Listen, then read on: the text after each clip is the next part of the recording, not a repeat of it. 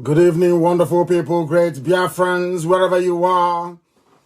On the surface of this very planet, even those who are submerged in submarines, Biafrans who are serving in civilized armed forces all over the world, because I got a message that they listen to this very enlightening, very expository and delightful gospel of the restoration of Biafra.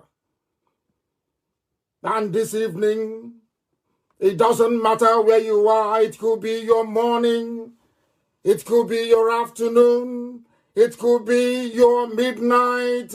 I welcome each and every one of you, and as I do so, I will encourage you to welcome those who are around you, even if they are far away from you. It is your duty and your responsibility to ensure that the propagation of this very gospel is without any hindrance. Do not respect any barriers, and of course is there to enlighten those who otherwise would have been lost in darkness and in stupidity. Here we enlighten. Here we chase darkness away. Here we do the will of God in heaven. Here we preach for the restoration of the kingdom of heaven upon the face of the earth. The promise of old, because Elohim never changes, and because of that, I am very confident that Biafra will come in our time, and that very time is now. If you do not have your pen and paper ready, then I do not believe that this is the class you need to be attending, because here we dissect and then we stitch things back up together again, that nothing is hidden. It doesn't matter how they try to do it. Here we have the very finest intelligence service anywhere on this very planet Earth, on this very platform, on this very radio Biafra. Do we propagate the truth? Can never ever be hidden. Wherever you're listening to us from, I can assure you this very moment, this very precise minute, that is light upon you. That is light upon you. Good morning, good afternoon, good evening, and good night to some of you. And unlike anywhere else, this is Radio Biafra. Every country on this very earth is listening to us. There are many ways by which or through which you can do that. You can listen via my page on radio, on Facebook, of course, which is Nnamdi Kanu. You can listen via Radio Biafra page, also on Facebook. You can listen to us via tuning. You can listen via Simple Radio. Radio Biafra is on FM in the blessed land of Biafra. I believe I am not mistaken when I say that 3/4 of Biafra land is covered on FM. We are also on satellite. We have Radio Biafra app. Should you wish to participate or take part in this very program this evening, you are more than welcome to do so. I know that this zoo is vibrating, and of course it should vibrate. My name is Nnamdi Kanu. I am the leader of the indigenous people of Biafra, and by the very special grace of Elohim in heaven, Tamuno, Abasingbong, I welcome each and every one of you, because I'm here to serve you until the end of time, and Biafra will come. And one of the ways through which that restoration will be made possible is by this very relentless dissection of the abomination that is the Zoological Republic. Damnable Zoological Republic of Nigeria. Anybody who wishes to belong to that place, may God have mercy upon your soul. because things are happening, and this evening we shall reveal all of them. Those things are hiding. This evening, and about how thought the world will know about it. And then you make up your mind where you belong. For me and my household, we belong to Biafra. And the only mechanism or machinery that can bring that about is IPOB. That is why we are steadfastly glued to this very effort without any wavering, without any fear, without any prevarication, without any retreat nor surrender. We are live and the whole world is listening. Do you know how you can determine if a program is live? It is by looking at the clock on your wall, or looking at the wristwatch you're wearing, or looking in front of your phone. It doesn't matter where you are. The time now is exactly 8 minutes past the top of the hour. Regardless of where you are in the world, it is 8 minutes past the top of the hour. In Biafra land, it is 8 minutes past 7 p.m. Check it. That is how you know we are live and we are direct. And humanity is at a standstill. Everywhere people are listening. There are some under the bed. There are some who are in their cars outside telling their wives that they are working on the car, that there is something wrong with the battery of the car, that the alternator is not working. But they have an earpiece and they listen to Radio Biafra.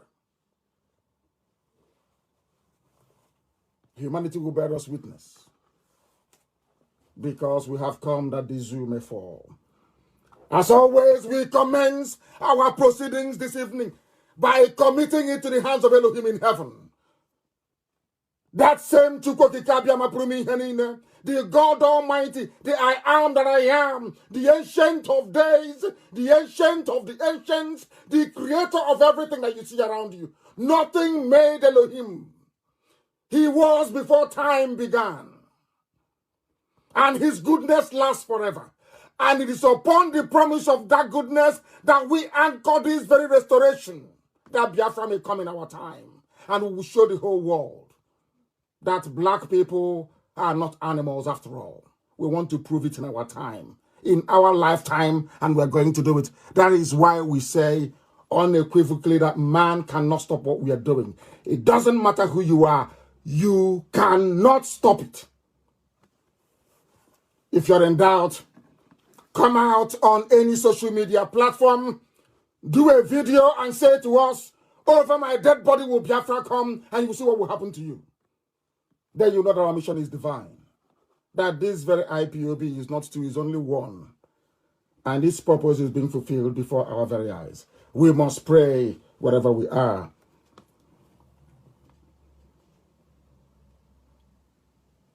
I wanted to pray in the language of heaven, but people are imploring me that they want to understand the prayers that I pray, that I should try to pray in English. And this very evening, with all that is happening around us all over the world, we ask the creator of the universe, the maker of everything that has ever been made, the architect of our existence, the beginning and the end. They say you are the Alpha and the Omega, but we know who you are. That you are creation, Okike. And there is none like thee. We ask thee this evening, O Heavenly Father, as coronavirus, this very ugly pestilence, is ravaging your creation, ravaging humanity. We call upon thee, as your children are dying in the land of Biafra, as the Janjaweeds are all over the place, deploying their army and their police and their terrorist groups all over the place, slaughtering, maiming, raping, and destroying your children. We ask you to make haste, O God in heaven, to deliver your children. Come very quickly to help those who are in anguish, because you are our Lord and our Creator and our Maker. You have started already to put them to shame. You have started to confound all of them. Alamajiri the Janjaweed, those from the very darkest recesses of hell. Those who are after the soul of your children. Those who have come that they may destroy your handiwork. turn them around and put them in confusion as they are in right now. Because as we pray unto thee this very evening, as mankind is listening from every corner of this very globe that you made, there is confusion in Asorok. Those of them that desire to hurt us, today they have been hurt. Turn them around and let their reward be their shame. All of them who laugh at your creation, at your children, those of them that mock this very divine mission, may shame be their portion.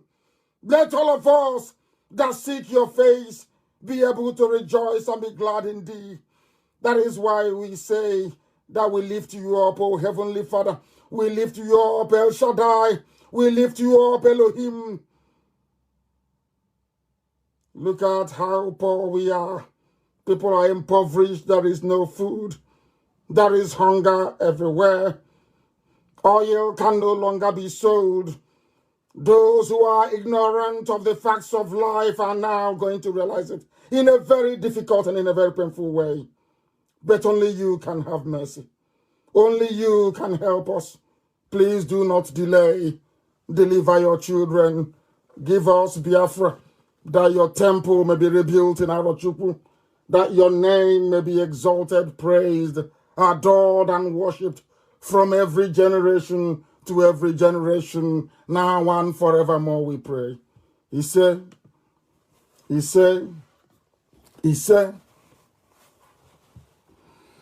this very evening you must pay very close attention to this very gospel of redemption. Because as the truth is being spoken, the walls of the citadel of darkness is crumbling. As we are live on the air propagating this very gospel, they are panicking. They are panicking in Asorok. Those left alive by COVID-19, they are in a state of panic. Their brains are sterile. They have gone completely mad. There are lunatics everywhere. Because we told them, we will not fire one bullet. We will drag the entire zoo down, not through any strength that we possess, not through any extraordinary gift that may be attributable to a mortal flesh, but only by the grace of God in heaven, upon whom and in whom this very effort is anchored. That is why we know that the zoo has fallen and will continue to fall. This evening, today is Wednesday, the 22nd of April. The time is 7:15 p.m. in the blessed land of Biafra. We preach the gospel of heaven, that mankind may bear us witness, that when it comes to pass, they will say there was a time they preached this very gospel, they said what was about to come, and in their time and before their eyes, those things came. It happened. The prophetic gift that we possess is from heaven, not made of man. This very evening, I start on a very somber note, not because of poor people who are dying everywhere, not because of the fact that they're now saying that they have coronavirus in the blessed land of Biafra. If that is true, we do not know. We are still investigating. But people are dying all over the place, all around the world. We must remember that those who are dying, they have relatives, they have children, they have grandchildren. Some of them have brothers and sisters. Some have mothers and fathers. We must remember each and every one of them and ask God in heaven to please have mercy. I go to what I call a missed opportunity in the life of those who are in the zoo called Nigeria. They must listen very carefully this evening. Today is the 30th anniversary of the Gideon Oka coup. Major Gideon Oka, he was a TV man. He's from Benue State in today's, should I call it political nomenclature in the zoo, Benue. He's a TV man. He is not a Biafran. These were the people that the powers that be convinced that the problem of Nigeria following the 1966 coup was an Igbo man. You must listen attentively to this very gospel this evening. Very important you do so. And sometimes I hesitate to delve into what I call convoluted grammar that may please those who subscribe to the view that mastery of flowery English language somehow confers upon you a particular, or should I say, a degree of intellect.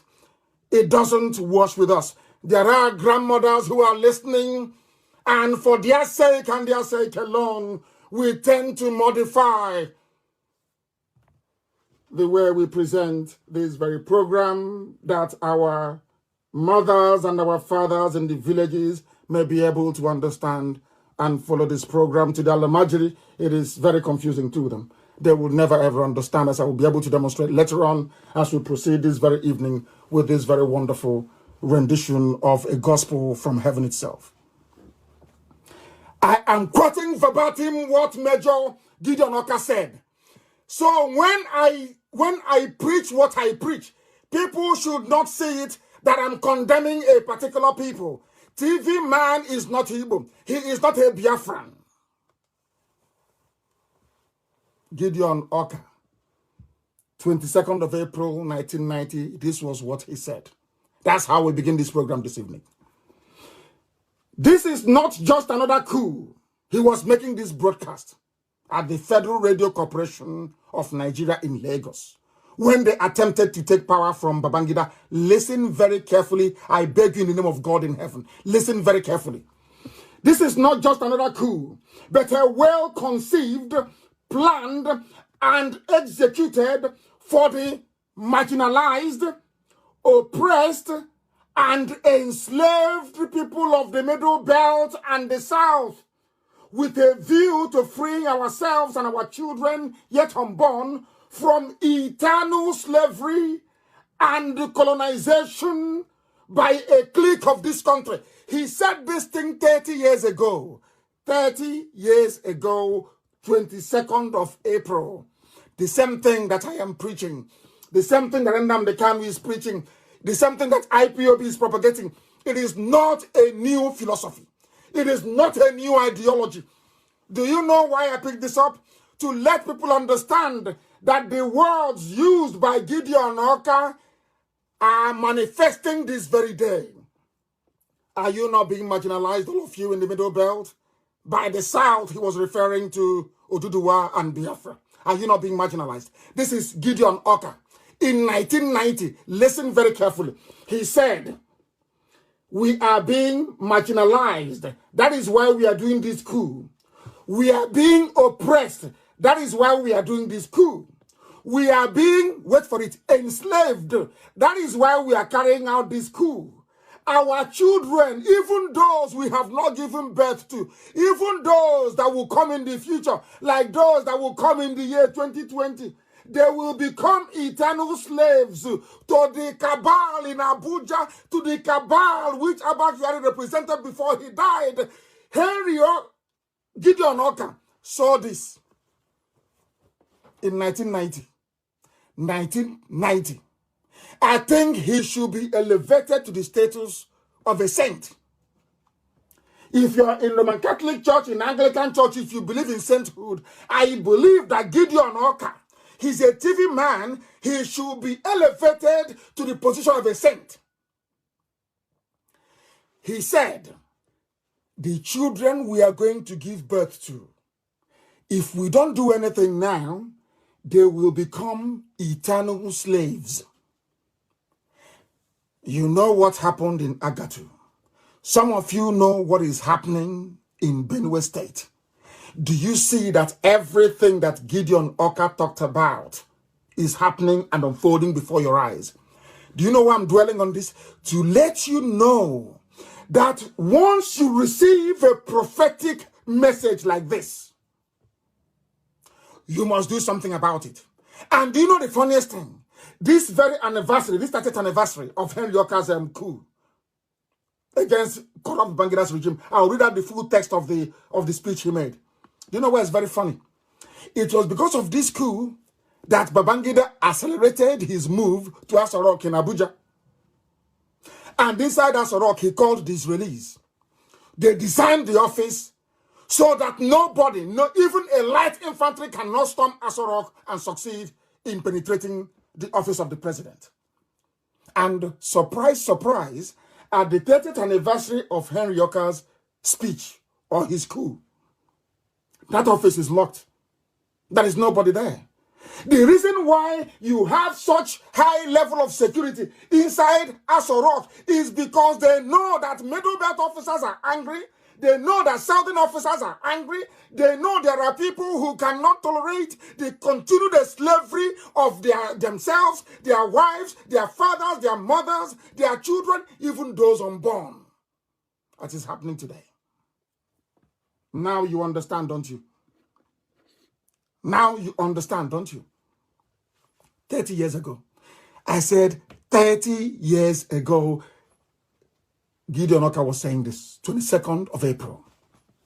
That particular coup, everybody was rejoicing. Everybody was rejoicing all over the world that corruption was falling. That was the proper anti-corruption, the proper anti-corruption fight that was going on. The real anti-corruption fight against the very corrupt regime.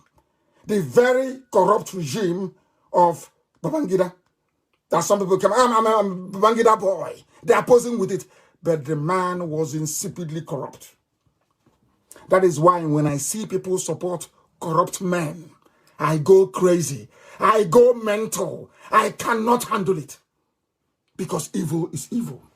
Henry Yoka, sorry, I keep saying Henry Yoka. I keep saying Henry Yoka. Why Henry Yoka? That traitor, he's in a jail somewhere in the north. He was working for them and they jailed him. This one is Gideon Oka. Please, Major Gideon Oka. He was the 9th child born to a family. And what a beautiful name. Levi, which is Levi Oka Chi, C-H-I. If they are Biafrans, if they are Igbo, we'll discuss that later on. The father was a teacher. His village is Gua. He's from a place called, his village is Apir, A-P-I-R, in Gua local government area in Benue State. Isn't it very funny? Every revolution, be it in the West Indies, be it anywhere else in the world, always come from people from once you cross the Benue River. Once you cross Benue River, your thinking changes, you become a radical. Yorubas could have been the same. Yorubas, they have radical people in Yoruba, radical, strong ones in Yoruba land, as stubborn as we are. But it is the influence, or should I say the contamination of a Ilorin, that Muslim blood, that treacherous blood in Ilorin, that is holding the Yorubas back. At least I give that to them. Now let me go into details. This is just a preamble to the gospel you're going to hear this evening. That the world may bear us witness that this madness of Nnamdi Kanu is not just confined to the territory, the geography we know as Biafra. A TV man, said the same thing 30 years ago, that the Janjaweed Alamajiri, their aim is to enslave everybody. That is why they are in Ongwa today arresting people. That is why they send Miyeti Yala, their Fulani headsmen, to go to villages, kill and burn. That is why all the money they borrow, they give it to the EU to be holding, to be bribing people. They get the best consultants in the world. That is why if you are an ambassador to Nigeria, from any of the EU countries, from Canada, from US, as soon as you come in, $1 million is lodged into your account. So that when Fulani people are going about inviting their army of darkness from Mali and killing people, they won't say a word. They will never say a word. That is what is happening. That is what is happening. That is why all their plots against me will always fail. Because Chukwu Kikabiyama said I must speak the truth always. Any that's supposed to stop speaking the truth, I'm gone. You must speak it. It doesn't matter where you are, you will speak it. And that's what I'm doing. Listen to Gideon Oka's speech, 22nd of April, 1990. Fellow Nigerian citizens, I don't agree with him, of course. I will call it fellow zoo animals. That's how I refer to it. But he said, fellow Nigerian citizens, on behalf of the patriotic and well-meaning peoples of the Middle Belt Exactly what I've been telling you. Middle Belt needs to be a territory of its own. He did not say on behalf of we Nigerians because he knows he is a born and bred child of the East. He knows very well what the truth is. You cannot be pretending you are one when you are not one. You cannot be pretending you are one when a Papa Wharf is clogged up. You cannot open up Iguacha Seaport, which you call Port Harcourt. You cannot open up Calabar. You cannot open up Warren. You cannot open up Onem. You claim you're in one country. Only airports outside a particular region is working. You claim you're in the same country. We are one Nigerians. So when I see people from Biafra, people from the East, talk about one Nigeria, I feel ashamed on their behalf. I am filled with shame. You have no international airport that can fly abroad. No, you don't. Even the Ethiopia Airways or whatever they call it, it has to land either in Abuja or in Kanu before it goes to Addis Ababa. You have no seaport. The same Atlantic Ocean. The same. People go past Warri, One, Iguacha, Calabar to deliver goods in South Africa. They cannot stop there because of the satanic arrangement between compromised Yoruba people and the Fulani. And today everybody is suffering it. Everybody is suffering. Nobody is having fun anymore, are they? You're in the country claiming one Nigeria. We are on Channels TV, one Nigeria. But you are the same people that said that Iguacha Seaport will not open. That was the deal they had. For them to move the capital from Lagos to Abuja, Yoruba had to agree that no other seaport will open in Biafra land. No seaport going to Igbo land. It was Obasanjo that stopped the production of stockfish. Are you aware of that? Before, Aba used to be the capital of second-hand clothing. In fact, textile. Mbaka built a textile mill in Aba. It was this same clique of people that ruined everything. When I hear people from Biafra land say we are Nigerians, I look at, honestly speaking, I don't have words to describe you. I have no words to describe you. Listen to this very carefully.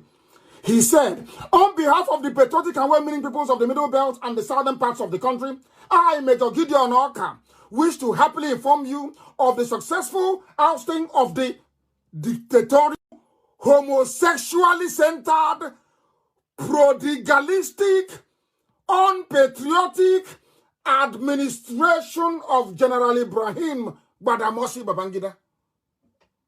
Are you listening to what he said? Do you know why I love him? He's a brave man. I love him because he never minced words. What they had in Lagos in those days in Northern Barracks was a cult of homosexuals, of which Abba Kyari was, of course. I know him very well. I know the boyfriend. You people don't know what is happening in your zoo. Do you think that the curse that was laid on Asarok is a joke? Anybody who goes in there, you either die or you lose a relative. Go now to Asarok, you see what will happen to you. Abba Kyari is the last one. I said it live on air. If you go into Asarok to rule Nigeria, you will die there. Or your family, somebody from your household will die. Ask Jonathan, he will tell you. Ask Obasanjo, he will tell you. Ask Babangida, he will tell you. Ask Yaradua, he will tell you. You people don't know what you're in for. You have no idea that this very movement of IPOB, this Biafra movement, will crush the zoo to the ground. It will crush it to the ground. It cannot survive. It can never, ever survive. That I assure you. You watch and see what is going to happen. I will continue. We have equally commenced the trials for unabated corruption. There's still corruption till today. The same people, the same Janjaweed. Babangida's father is a Yoruba man. He knows that very well. The mom is Gwari. His father is Yoruba. He ran to his mother's people. John decided to do Rankadede. Babangida is a Yoruba man. We continue. His name is Badamosi. Go and ask anybody they know. Don't they know that? We have equally commenced their trial for unabated corruption, mismanagement of national economy, and wait for it, the murders of Delegiwa, Major General Maman Vatsa with other officers that did not participate in a coup, but mere intentions that were yet to materialize and other human rights violations. Do you know why I respect Gideon Oka once again? He's a lover of the truth. If you don't love Delegiwa, that means you're not a lover of truth. That means you can never ever accept truth in your life. And you can never progress. Sadly, both men lost their lives. But we are not discouraged. No sensible person will be discouraged. None whatsoever. When I told you that Babangida killed Delegiwa, did you believe me? You didn't. Now that Major Gideon Onaka, I'm now reading what he said in 1990. Now you believe me? Everybody knew. Paso bomb. Delegiwa was having breakfast in the morning. And they delivered the parcel to his house. He opened it. The parcel exploded. And all his stomach came out. His intestines came out. Who sent the parcel bomb? So Babangida. And after that, he actually killed the man that organized it. That's how evil that man is. Do you know why they killed him? Because he went into all the corruption from MPN. Those who planned even the killing of Delegiwa, even the French were amongst those that planned to kill him because of Fugro. Some of you don't know Fugro. Go and Google it. It was a construction firm. Fugro was in agreement with MPN. Some of you are talking about Ismaila Isafuntua. That was how he got his money. That was how he'd be shocked tonight how I know these things. That was how he got his money.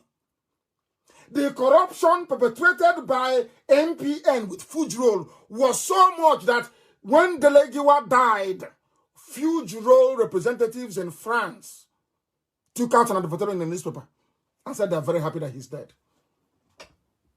In other words, it is black people helping to enslave themselves for the white man. It is not the white man. It is black people enslaving themselves for the benefit of the white man. That is Gideon Oka's speech. And many more. Gideon Oka said that from the beginning, it has always been the plan of the Fulani Caliphate to dominate. That's what he's saying.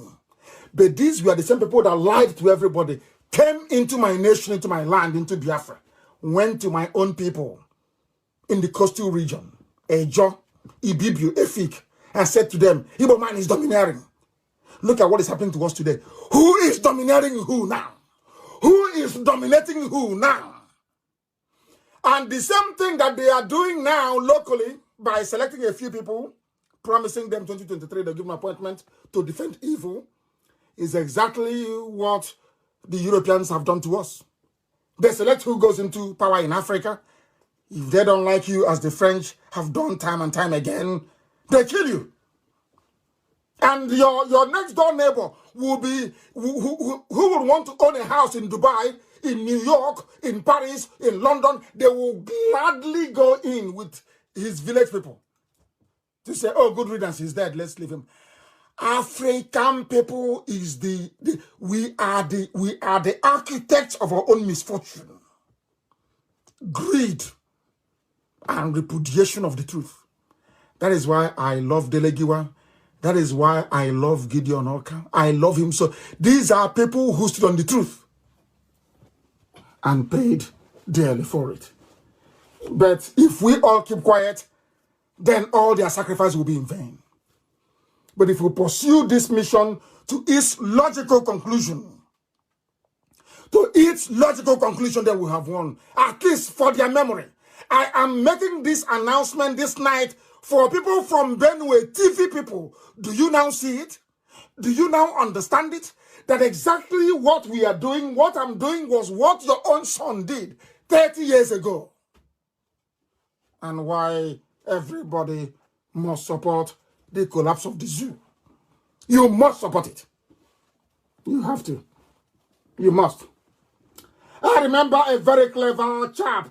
He goes by the name Chimez HM, but I call him Chimezie. Do you know what he said? And I love this so much that I lifted it off his page.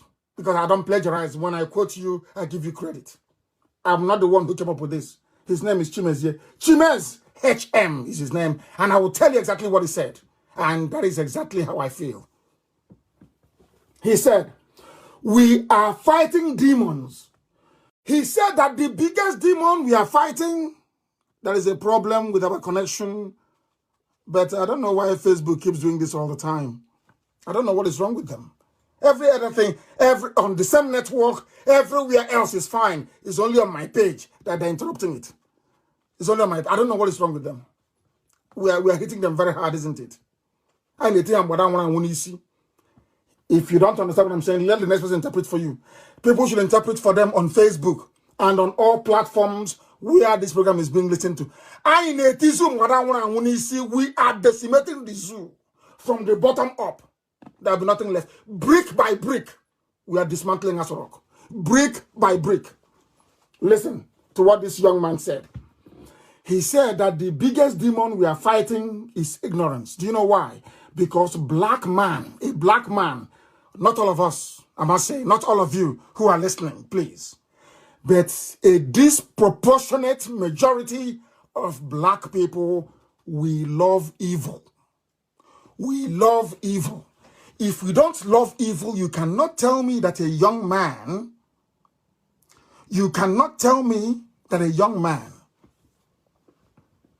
you went to secondary school, your parents struggled to put you through school. You went to secondary school from the house.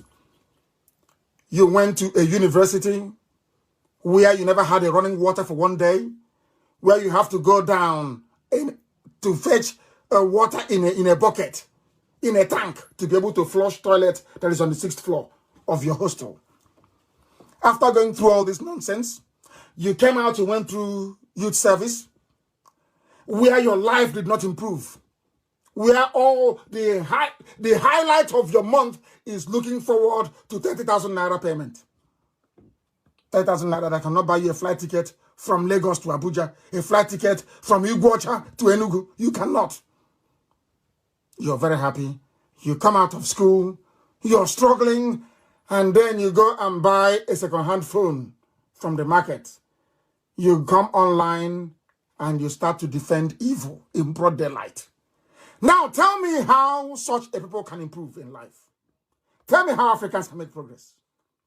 After going through all these things, you don't even if you're not doing it for yourself or those, remember your parents that suffered to put you through school. They put you through school so that you can make life better, not just for yourself, but for all those around you. That is the essence of education. That is why people, all civilized and advanced governments all over the world, invest so heavily in education.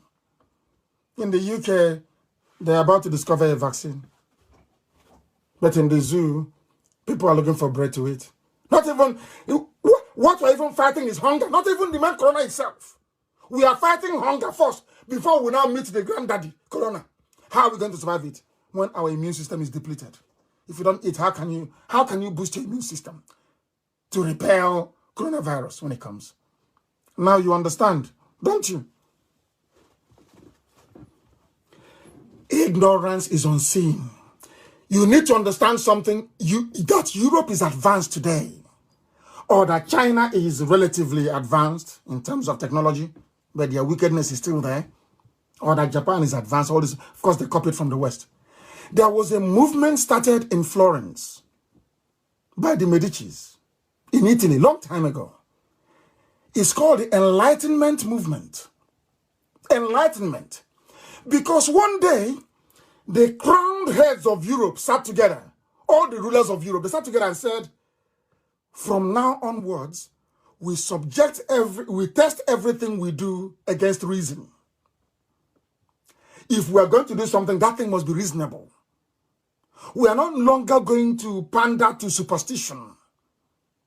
We want everything to be science-based, something we can see, reason. That's how you have Europe advancing all over the world. When I talk about Europe, I'm talking about Canada is Europe. Europeans went to Canada and built it. Europeans went to USA and built it. It was Europeans from Portugal and from Spain that went to South America and built the very marvelous Brazil that you're seeing today. The same Europeans went to Australia. They went to New Zealand. They went to South Africa. Anywhere you see them, there is improvement, you can see it. There is running water, there are good roads, education system is very good. Do you know why? Because of enlightenment. Because they believe in reason. That reason should dominate. That is why we do what we do. That is why we went to your brain, we scattered it. To allow you to be able to pick things that make sense and that are reasonable. So that when you see somebody wearing a mask, you can be bold enough to say, this is not you, you're wearing a mask. Now you understand it. They say they're brainwashing people, but of course they know we are not. They know we are teaching you the truth. They know that what we are propagating is the gospel of truth. They know it very well. A black boy or girl from Africa will graduate from school, look for a job in Facebook or maybe in Twitter, in the zoo called Nigeria, and they give it to them. He will not use it to try to make things better. He wants us to sit there and frustrate those who are preaching the truth. A black boy, not up to 30 years old. That is how wicked we are as a race. Now you understand it. A very wicked race. I remember when I went to court. I was in court and I posted the clip. I was in detention and I was surrounded by people that said that Boko Haram, they are Ombatse. People from Nasarawa, they are this, they are that. You know DSS and army in the zoo. They just go somewhere. They round up people. Because the amount of money that DSS receives in Abuja is based on how many innocent people they have in the cell. One day, one of them came to me and said to me, why do you always complain that people don't get trial here? Because I was complaining. He even was in detention. Why are you locking up people here? Little children, why? There was a girl that was coming back from Sudan. They picked her up from Abuja airport. She was going to Maiduguri. Even her parents doesn't know that she's in the country. They drove her from the airport into DSS custody. What did she do? Nothing. That they found a book. The book looks a bit radical. Can you believe such nonsense? Inside DSS detention, I was fighting with them. They're asking them to take people to court. Take them to court. If they have to, it is not your job to judge anybody. It is the duty of the court to decide who is guilty or who is innocent. Ask them, they will tell you. That was where I told them. They asked me, oh, but what do we do? This Biafra you're doing, why don't you do it for the whole of Nigeria? I said, no, but I'll give you one tip. Go and build railways. It was from the advice I gave them that they told Amechi they started building railways all over the place. From me, inside DSS custody. Go and ask them. It's on record. I'll tell them I am a political economist. I know what to do to grow Biafran economy within 6 months. I know what to do. It's in my brain, but I cannot give it to Nigeria because they're useless. Do you know that I was inside my cell? These boys, little boys, they picked up from Niger State. They said they're Boko Haram. Maltreating them. You will stay in one place for 8 months. You don't come. Some for 2 years in one tiny spot. You don't see the sunlight outside. Nothing. I said, no, this is terrible. When I was transferred to Kuje, inside Kuje, I sent people that left the prison outside. I gave them money. I said to them, go to Nasarawa State, go to Niger State, go to Kwara State, go to Kaduna, go to Kanu, go to Bauchi. These are the names of the people that I was in prison with. They're accused of being Boko Haram suspects. There is no trial for them. They've not seen outside for the past 4 years for some of them. Look for their parents and bring them to Abuja for me. I paid. I'm saying this because of those that accuse me, oh, he's too selfish. It's always about Igbo alone and the Biafra, where every time is Biafra. I said to them, you that is claiming that you're a one Nigerian, how many people have you helped outside your tribe before? How many? When I was inside, I brought them to Abuja. I brought them to Abuja. The Binta Yako said I shouldn't speak when I go outside. I was in prison. They said that you're very stubborn. The Dambanzao said you shouldn't give any press statement. They sent some idiots to come and see me inside the prison. I told them to go to hell. Benjamin Madibugu was with me. I said, go, come on, go to hell. Who are you people? They say, when they drag me to court, it is like a president going to court. They drag me to court with armored personnel carriers. Guns everywhere. Siren. When I'm coming to court, you think a president is coming to court. Inside the court of law, I was in handcuffs when I went into the court. I came out before I can climb into their prison van to take me back to Kuje. I gave a press conference, a world press conference there and then. I called the parents of the children being held illegally by DSS. I said, these are the people. Inside there, you had Kanuri. A Hausa family was there. Bagi family was there. The other one from Nasser, I've forgotten the tribe, was there. Yoruba was there. And I asked them, a few days I asked myself, how many people in the whole of Nigeria, be they minister or governor, how many of you has ever done such a thing before for people? They have not. When I was in Kuja, when I left Kuja, they were crying. I used to pay for lawyers to come and give people proper legal representation. A Joffa was working sometimes without pay, morning, noon, and night to get people out. Ask them. They said, when people visit, they said, until they will never see any other person like me come to such a place. But you had Alex Bade, all the big shots that were coming. How many people did they help? But they are Nigerians. I am a Biafran. I came into prison because I'm a Biafran. I was in detention because I'm a Biafran. Yet this Biafran is the only one helping poor Fulani and Hausa people in prison. That tells you who we are. What we are doing is not against anybody. I hate poverty. I hate ignorance. I hate the fact that there are old men and women who cannot feed. I hate the fact that our kids are not going to very good schools. My own children are going to very good schools. And you want me to be happy seeing other people's children suffering, selling banana and oranges. That was not how God made me.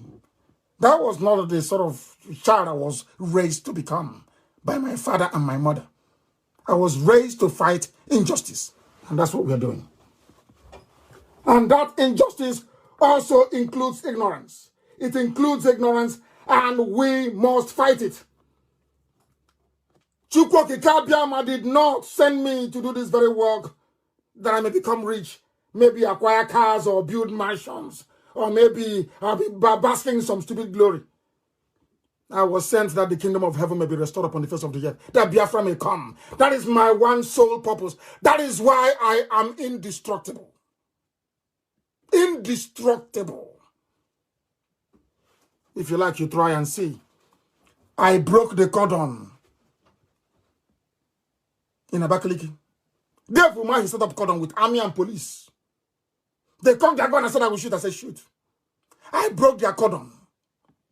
Had the Nigerian army not been cowards, they would have attacked me when I am outside, not in my house, where I have my father and my mother. But anytime I go outside, they never attacked me. They were scared. As the cowards they are. They had to come to my house with my parents in it.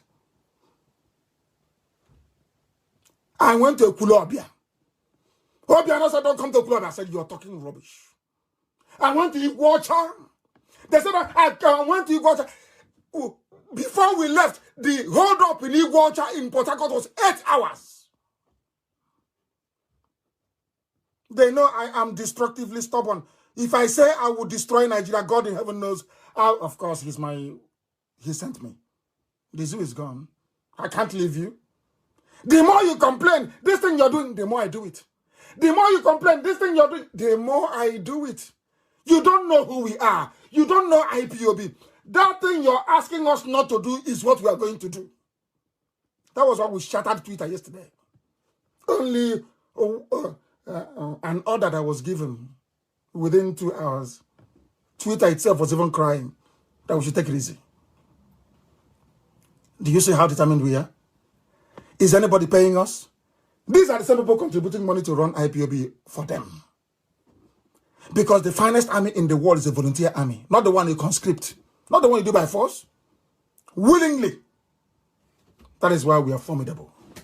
Exceptionally formidable. Elohim did not send me to this world to have cars, fancy car, fancy house. Oh, can you see my house there? Rubbish. I'm not doing anything with it. The one my father left, I'm only going to sleep in one tiny bed, isn't it? It's more than enough. One tiny bed. Nelson Mandela never had a house. There was no need. His job was to free his people, not to be driving cars or owning properties. Rubbish. Rubbish. We must proceed.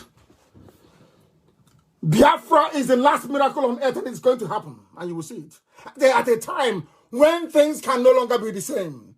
In the era of Corona, it has come, and you will see it. I will see. You see it. I warned you. How many weeks ago did I warn you? You are bringing Chinese. You are going to suffer.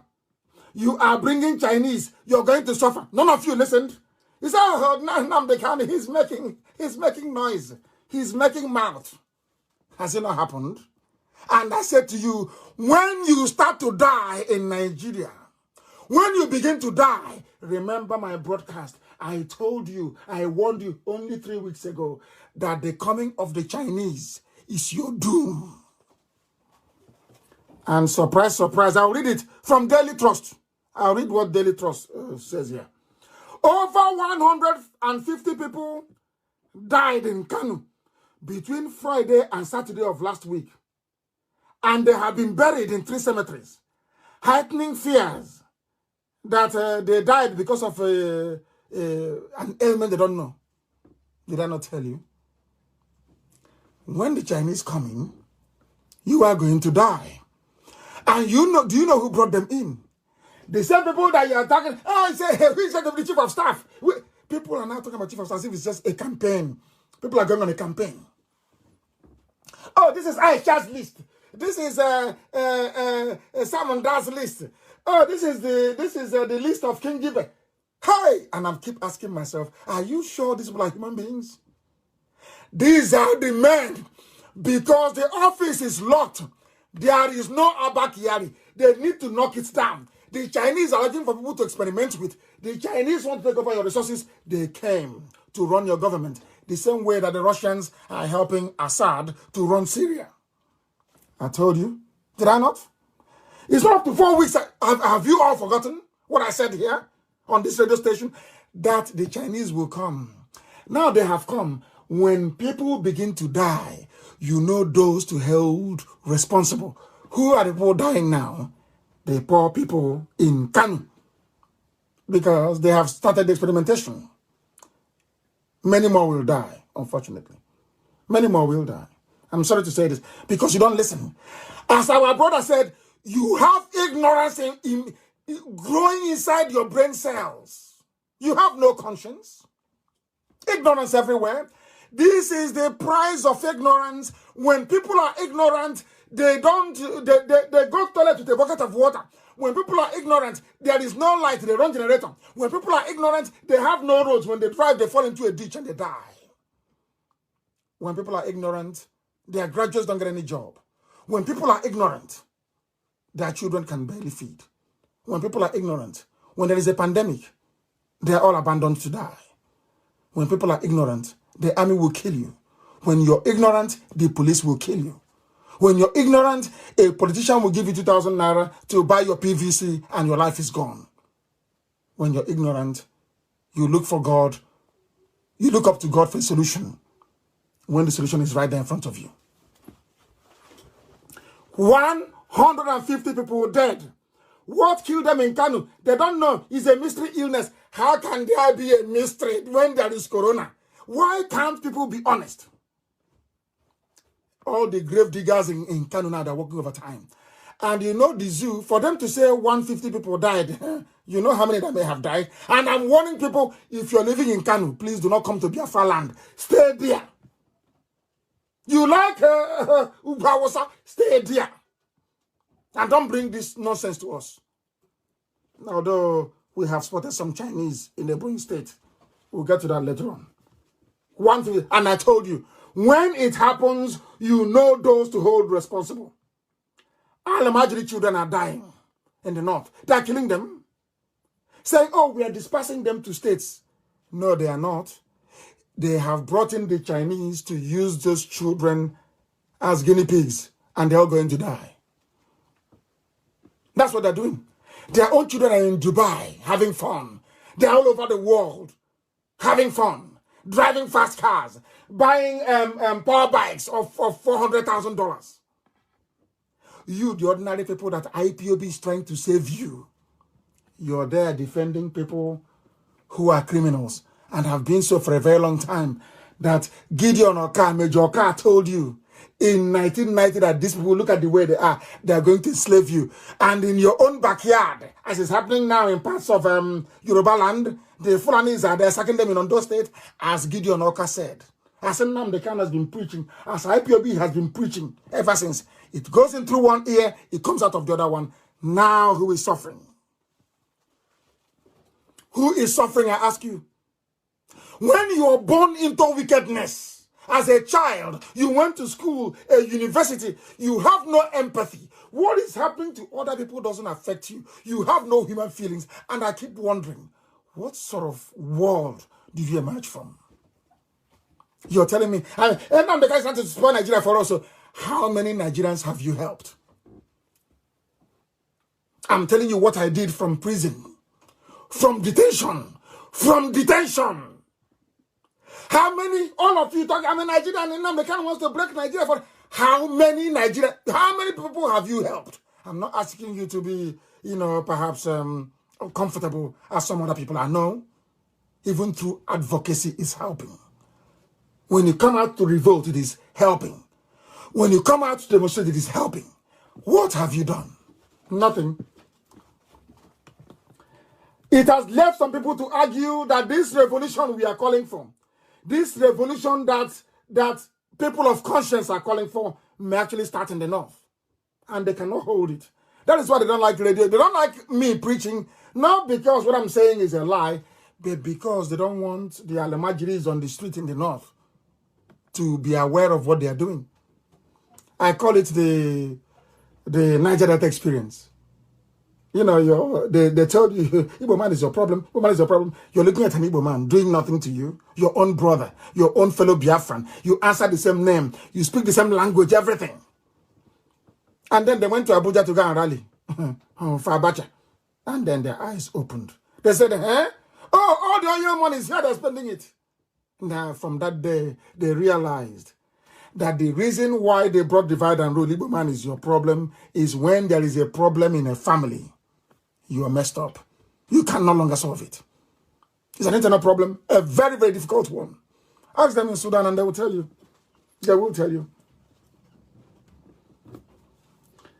They are saying they are moving the Alamajiris out, that they're going to move those kids out of the place. And somebody actually said, which I love very much, you are in the same country, is that correct?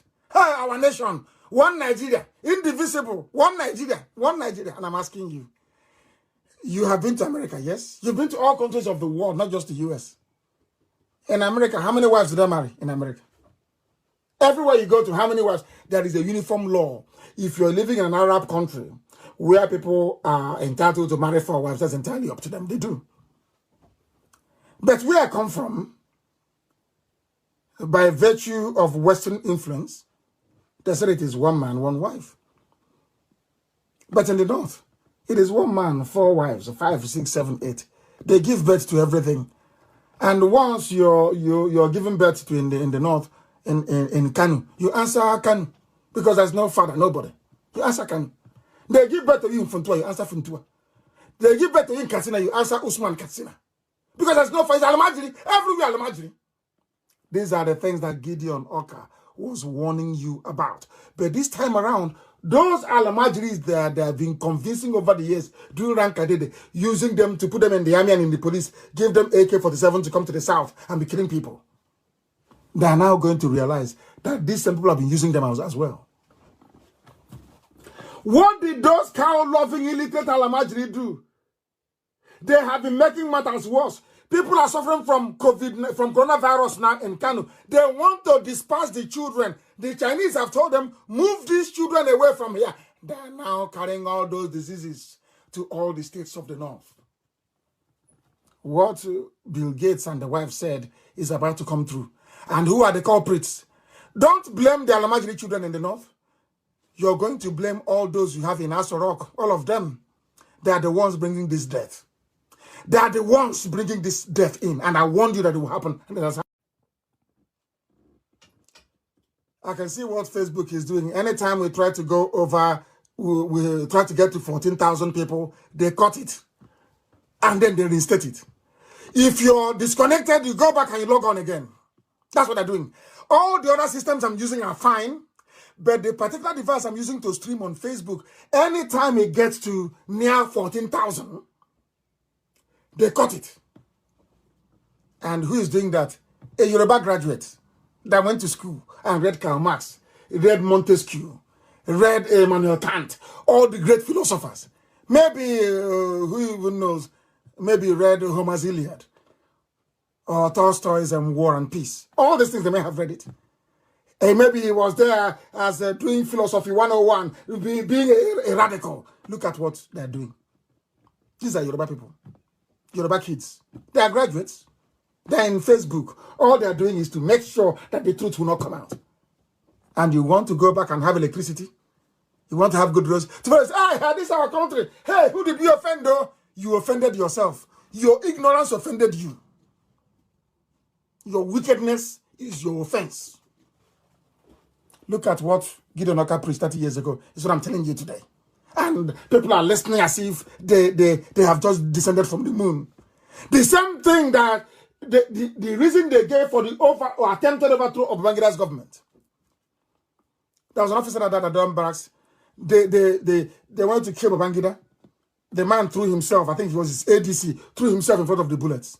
That's how Babangida ran away and escaped. They say, hey, you ran away. You ran away from the army. The Babangida ran from Durham Barracks and continued as a president in Abuja. A military man asking president. Because they don't know history. I don't imagine. They just go, you ran away. And I said them to them, but Prophet Muhammad ran away from Mecca and came back and conquered it. Then they don't know history. They don't go to school. They is quota. They come, hey, let my people go. We have 4 people now from Guangdam local government area of Kano State. We want them to be graduates, so first class, so give them first class, they are law. And their ML will go home and they give them all first class. That is why they write rubbish letter when you employ them. We'll read the letter for the whole world to hear later on. Zoo. In every way, a zoo. People are dying now. Instead of Nigerian newspapers, instead of Nigerian commentators to say, who brought the Chinese in? 150 people did not die when the Chinese were not there. Before the Chinese came.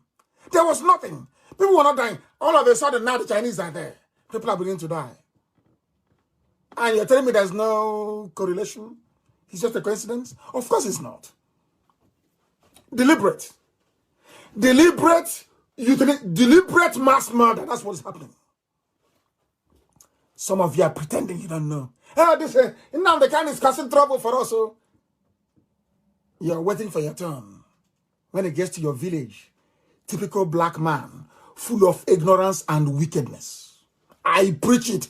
If you don't like it, you go to hell. As you're going, they will call and say, hey, they've taken the light. Or you, as you're going, an illiterate Alamajiri wearing a uniform will stop you and start flogging you.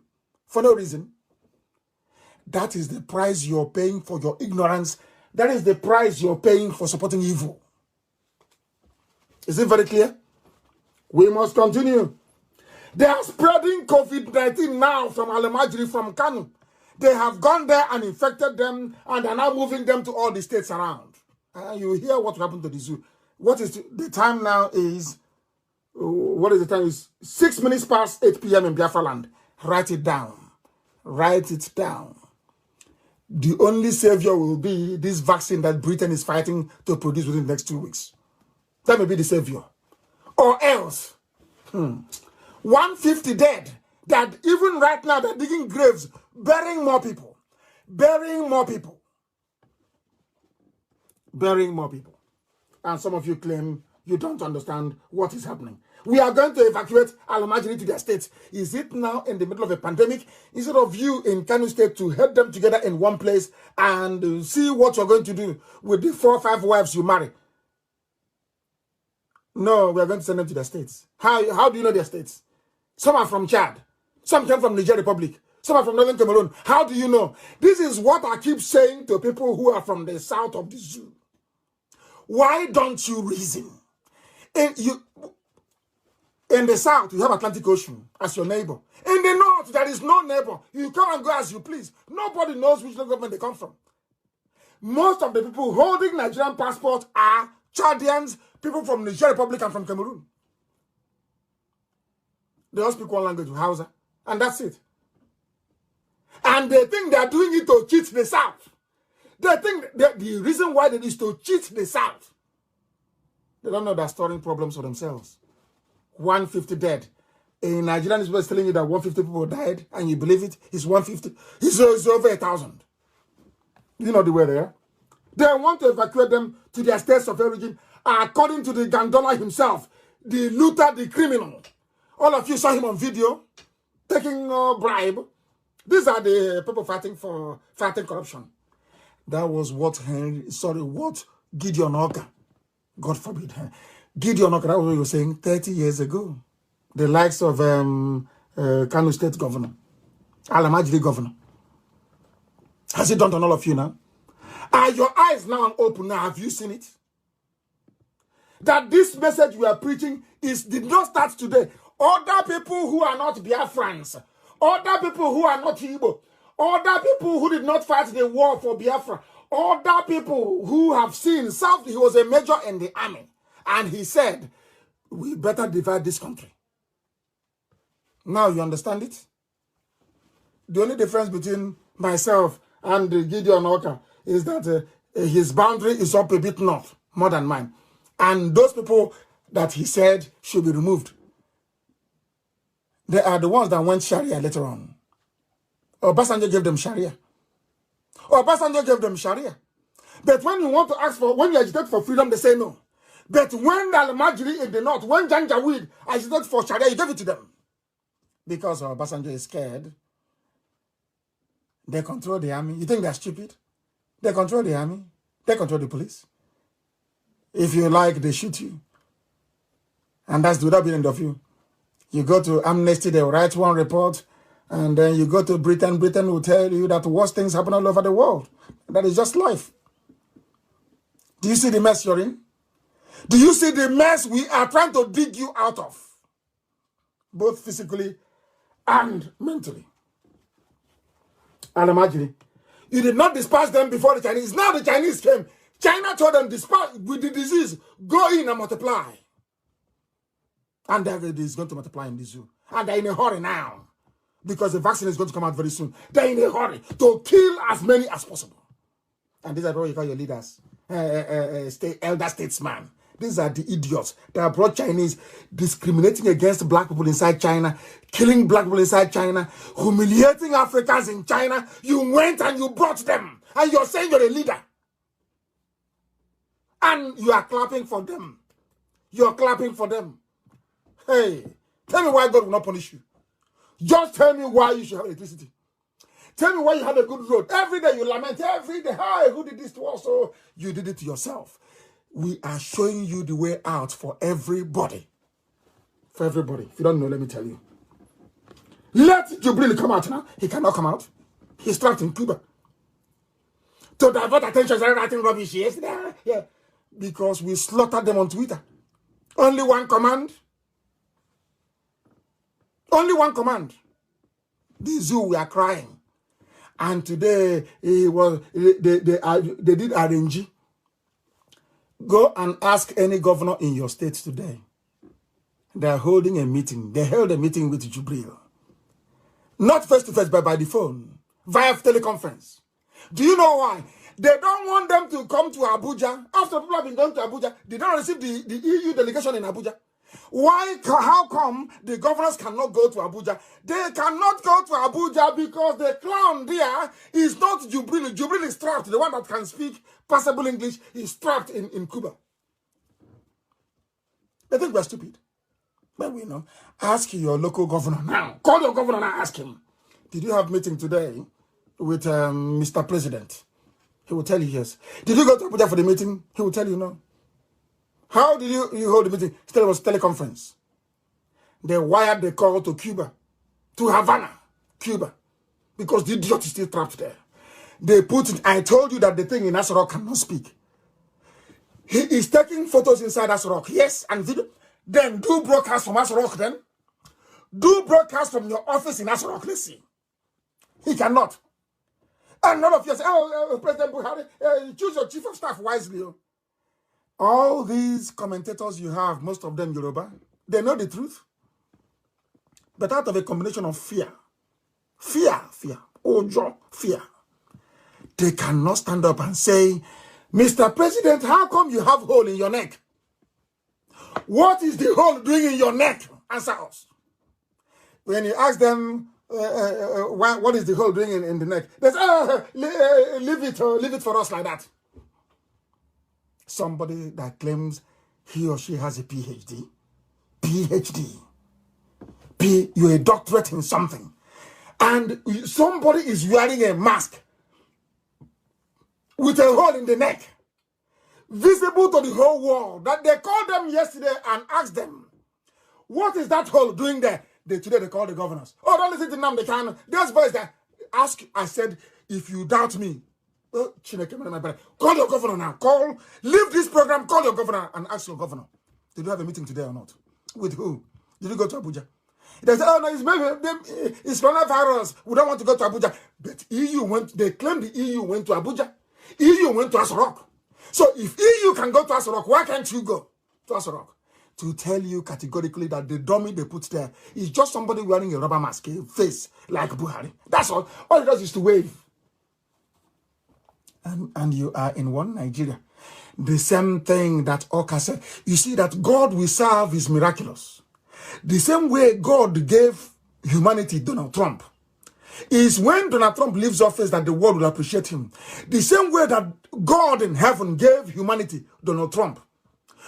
As one prophet said, he said it is to delay to see if mankind will change their ways. It's just a delay, but he cannot stop the clock. Do you know why he cannot stop the clock? Because when Obama made his prediction, listen carefully, when Obama made his prediction in 2015, Obama said, in 5 to 10 years' time, do you know what it meant was, either if a Democrat had Hillary Clinton won, they would have achieved their aim without the need for coronavirus, no? Then he said, had Hillary Clinton won, it would have been in 10 years. He said 5 or 10 years. So they were waiting for any Republican to come in. Once a Republican comes in, they will strike. That was why he said 5 to 10 years. Because in America, 2 terms is for 4 years each. Isn't it? Now you understand. You people don't know what Trump has done for you. You have no idea. You have no clue. You think he doesn't know what he's doing. He's foolish. He's not articulate enough. Rubbish. Look at World Health Organization that is articulate. I will expose them later on. So you will know. Everything I tell you is the truth. Because believe you me, it doesn't matter if you're a Biafran, if you're from Oduduwa, if you're from the Middle Belt or from the North, even Alamajiri. I love you more than those people claiming one Nigeria do. If you're in trouble, if I have the means to help, I will help.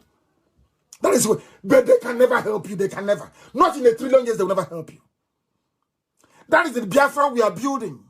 A Biafra where people will have empathy and compassion to understand that what affects somebody else's child could also affect your own child. That's what we're building, not the zoo. Somebody went out, consciously went out.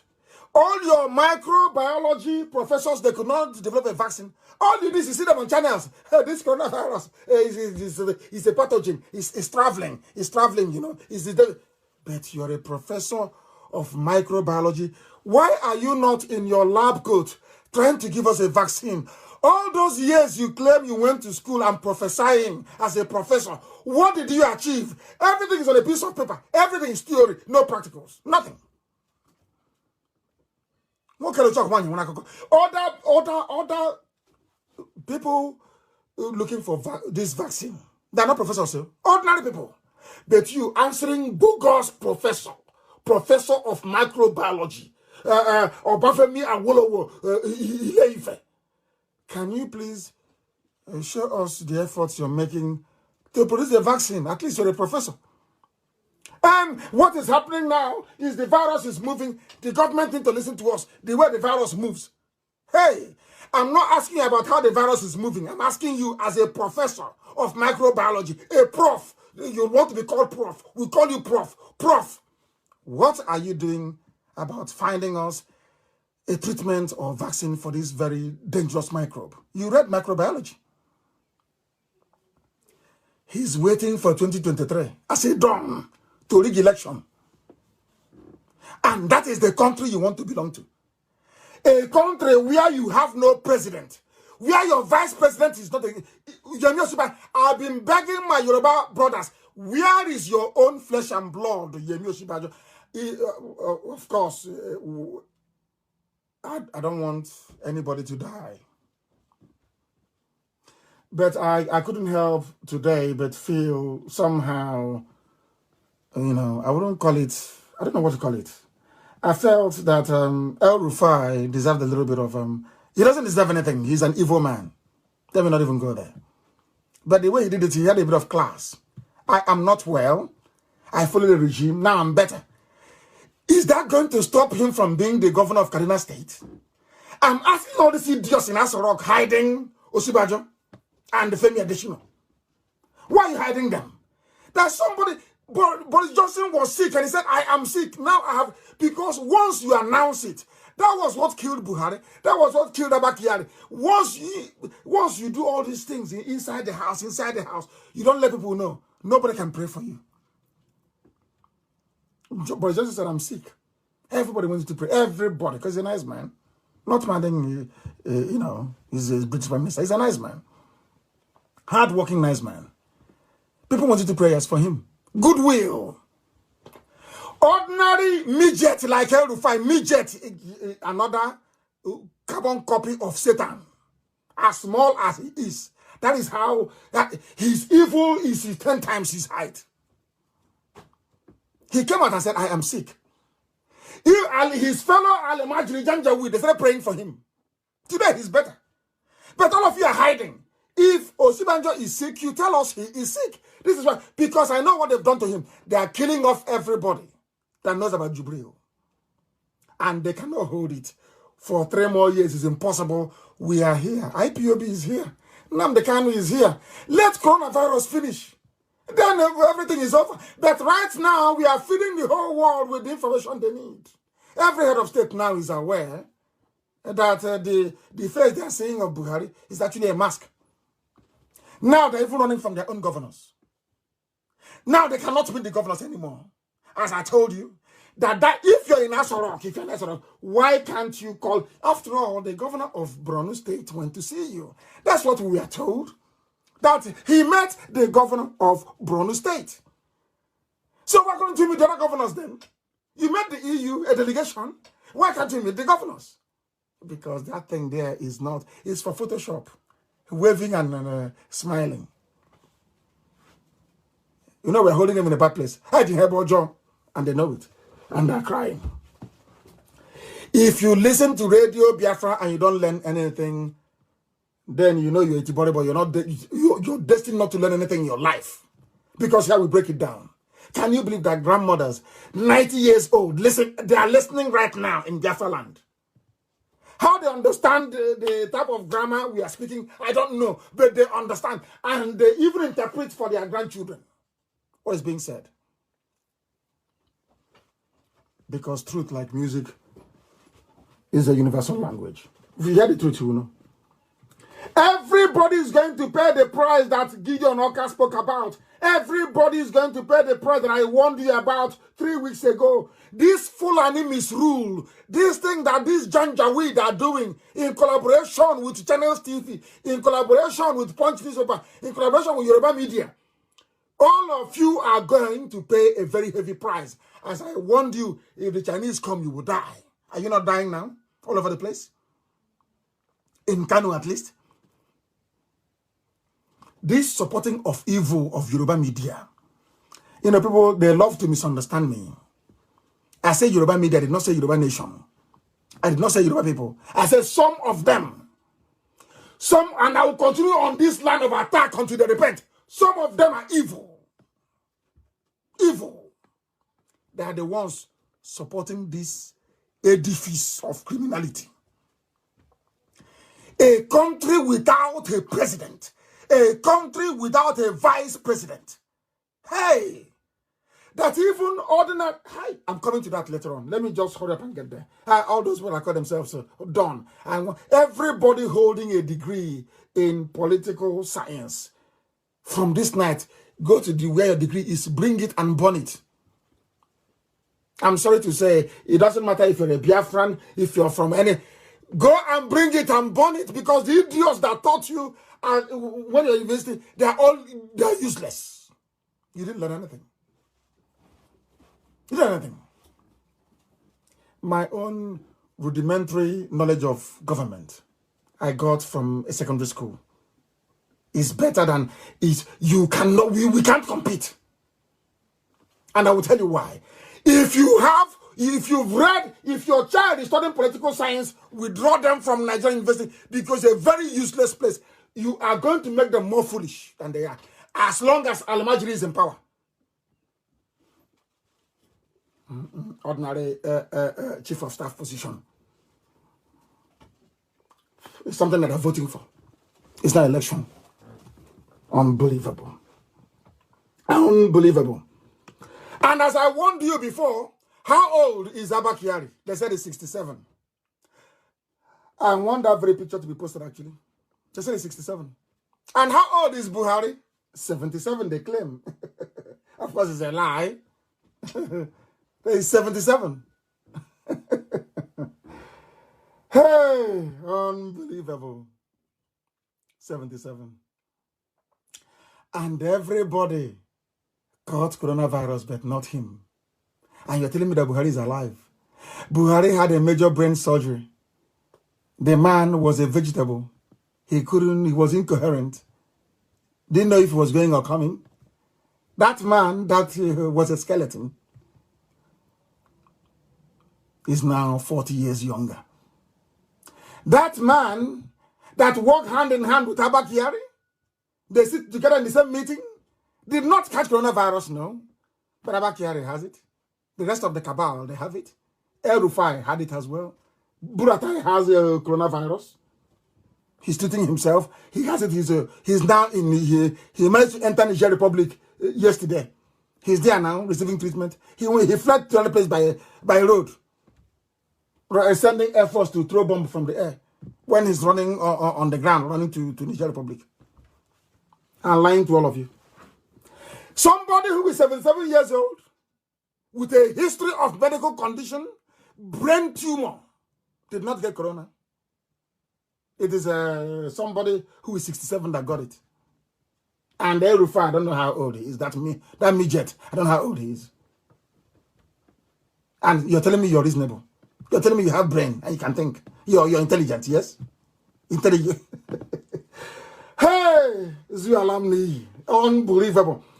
There is something called the laws of deduction. Everybody in Abba Kyari's office has tested positive for coronavirus, but not, you claim Buhari is there, but not Buhari. He is sick.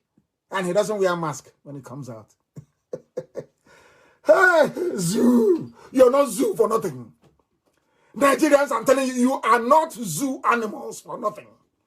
Even animals can do better than this. Animals in a cage can do better. They have better reasoning than this. A president is 77 years old, you claim, has history of medical condition, had a brain tumor, by his own confession with his own mouth. Somebody who is 67 caught it, his closest friend, the person that sees him more than Aisha does, and he didn't get it.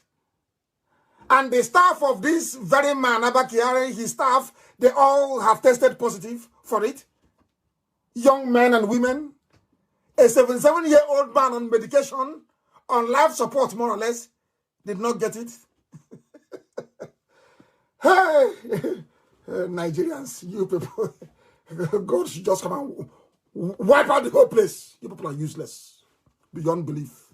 Useless to the core. More than useless. Nigerians are hopeless. everywhere. It has been confirmed by what they call presidential source. This is a Janjaweed newspaper. It's from the north.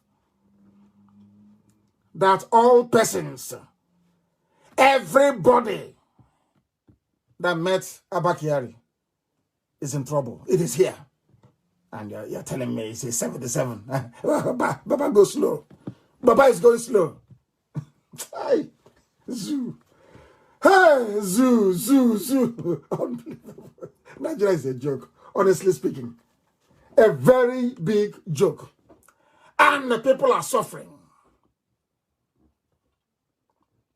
They went and brought in the Chinese to take care of their government for them. So America cannot tell them what to do. And maybe Ahmed or whoever. You know, there's a tussle. Today they announce it's King Gibe. Tomorrow they announce it's Ahmed. The other one they want to Marawa. You understand what is happening now, don't you? They cannot decide. But they have one thing in common. They don't want the world to know through their squabbling that there is nobody there. That's why it seems as if there is some form of a ceasefire, an agreement. Whoever you put there as the chief of staff is now going to be the de facto president because you don't have a president. Nigerians, you do not have a president. I'm Nnamdi Kanu. From Isama Faruku Kanam Asu Igbo. Asu Yofuma. Asu Beke Asu Yofuma. So you know it's me talking. Ask that thing in Asorok. You claim it's Buhari to stand up. I remember one village in Katsina. One village only. He cannot. You are all busy deceiving yourselves. And that was what the Chinese saw and said, these are idiots. Let's go and take everything from them. These are idiots. I went to school. I studied at Toronto. I went to Harvard. I was at Harvard.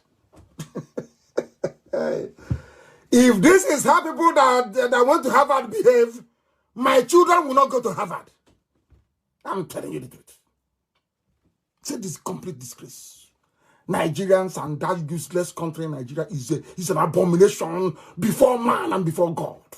The way they reason is sickening. Sickening is sickens. I'm telling you. You are in the middle of a pandemic. If you're telling me in any country of this world, 150 people will die in one day, and the president will not speak? Are you people well? All of you that call yourself Nigerians, are you well? Are you sure your brains are correct? You have a president in a country, 150 people dead in one day, and no statement, no speech, no nothing. Hey, people should take it easy now. This level of stupidity is astonishing. And meanwhile, people are asking, why did Trump defund World Health Organization? You know, some of our people, they don't read between the lines, but here we do. That's one good thing about IPOB and Radio. We read between the lines. Forget about the headline. We go underneath. It's just like people who are lazy, like Alemajiri and those 10K ERATs. You know, even in the money they pay the ERATs, they discriminate. If you're from the north, if you're an ERAT for Loreto Noche, you get 10K, 10,000 naira a week. If you're from the east, you get 3,000 naira a week. Go and join them if you want. It's free. They're paying, they're sharing money. It's like trader money, they're sharing it. For ERATs, you go and buy for 100 techno phone and you open Facebook account in a fake name and you start talking rubbish about Biafra. These are the criminals running the zoo. They went to China to go and bring Chinese to come and kill people. And now the result is there. Will you talk about it? The answer is no. Because you have no human empathy. You don't feel for other people. Until it affects you. Then you know how painful it is. Then start calling God. And ask people to help you. But when others were in distress, you did not do anything. You did not flinch. Coronavirus is of animal origin, according to World Health Organization. They said it's not from the lab. I think you've heard it. From water. Now listen to what this man opened. A scientist. Listen to what he has to say. He's an African man from Ethiopia or Eritrea. I don't know where he comes from. I don't know why we keep disgracing ourselves all over the world every time. African people. I have no idea. Of course, Kofi Annan served with distinction. And to an extent, I must give him credit. Emeka Anyoku did very well with the Commonwealth. He did very well, to be honest with you. He was a very astute diplomat. He did very well. Kofi Annan did well at the UN. But where did they get this man from? Where did he come from? Hey, do you know what he said? When they asked him, how do you know it did not come from the lab? Listen to his answer. World Health Organization. Listen to the answer. It is probable, likely, this is a direct quote of this man, Fadela Chaib, not Gabriel Watt, not that one. This is Chaib. Or is it Gabriel Selassie? I don't know what they call that one. It is probable, likely, that the virus is of animal origin. So the headline is rubbish. This is why it's always good to read beyond the headline. The man said it is probable, likely, that the virus is of animal origin. A scientist cannot tell it is probable until you are sure you do not know. All you can say is that we are investigating it. They don't know that we are Biafrans, we are very intelligent people. We are not daft, we are very intelligent. A scientist telling you it is probable, likely. That is not scientific speak. That is not how science speaks. It speaks in absolute terms. We've tried this, it is this, or it is that. They are trying to defend China. It's only a fool who doesn't forget about all that thing that Facebook is doing. What's his name? That boy. What's his name? He wants to play God like Bill Gates and the Rothschild. He wants to play God. Zuckerberg. He wants to play God as well. He's defending China. If you ask something about that this very virus came from a lab, they block it or they censor it. They say it's fake news.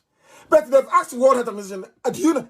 It is probable. It is likely. So they're not even sure that it didn't come from the lab. But the headline says, coronavirus is of animal origin, which is a lie. This is the type of journalism that is wrecking humanity. I call it Yoruba journalism.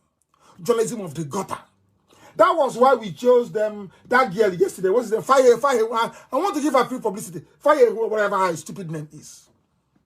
We tweeted her a picture of Jubril with a face mask and a hole in the neck. And we asked her, is this Buhari?